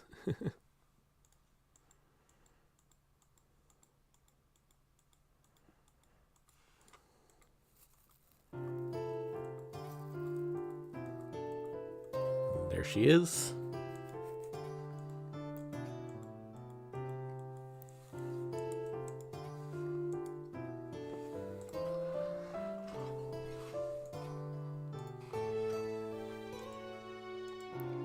Okay. Yep, she blames him.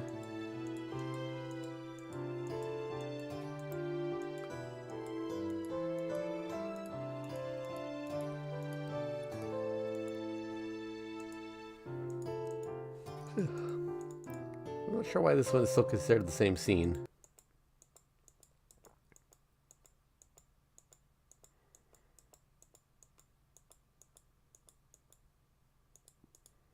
Why you hang your hands?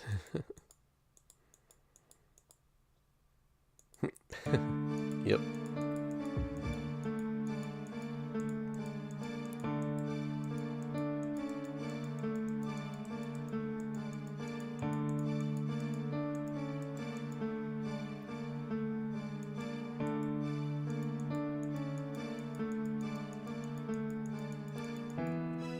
My goodness. So much here that's exactly the same as last time.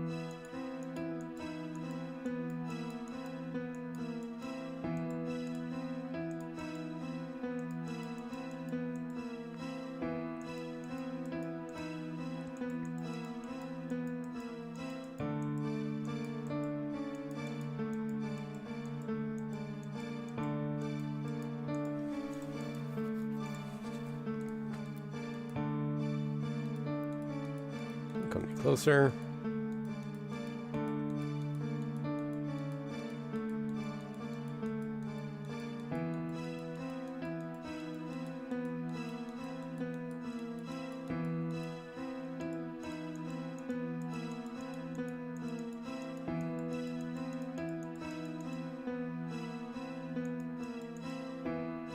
Go become a great vampire.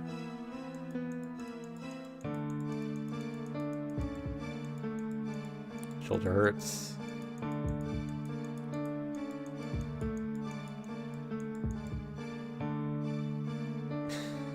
Right, I forgot about that line.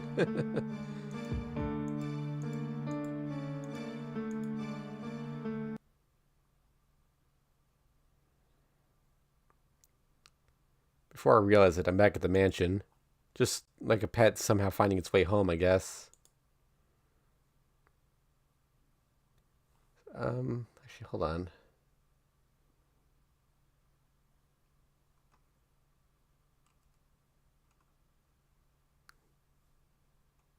Yeah.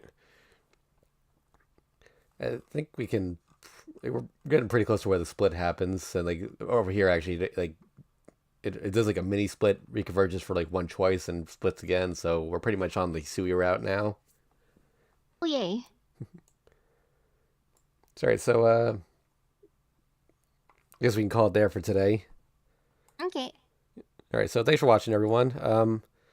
We're a little unclear about whether or not we're going to do a stream on Friday next week. Fake Granddaughter's Imaginary Scramble event may or may not be starting later this week.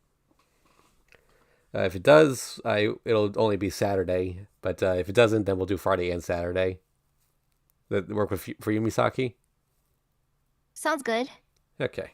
And make sure you remember you still got to finish Lost Belt 4 before the event. Okay. So we're done here. Thanks for watching. See you guys next time. Oh yeah, and I'll be I think I'll be on probably Tuesday to continue Metal Gear Solid.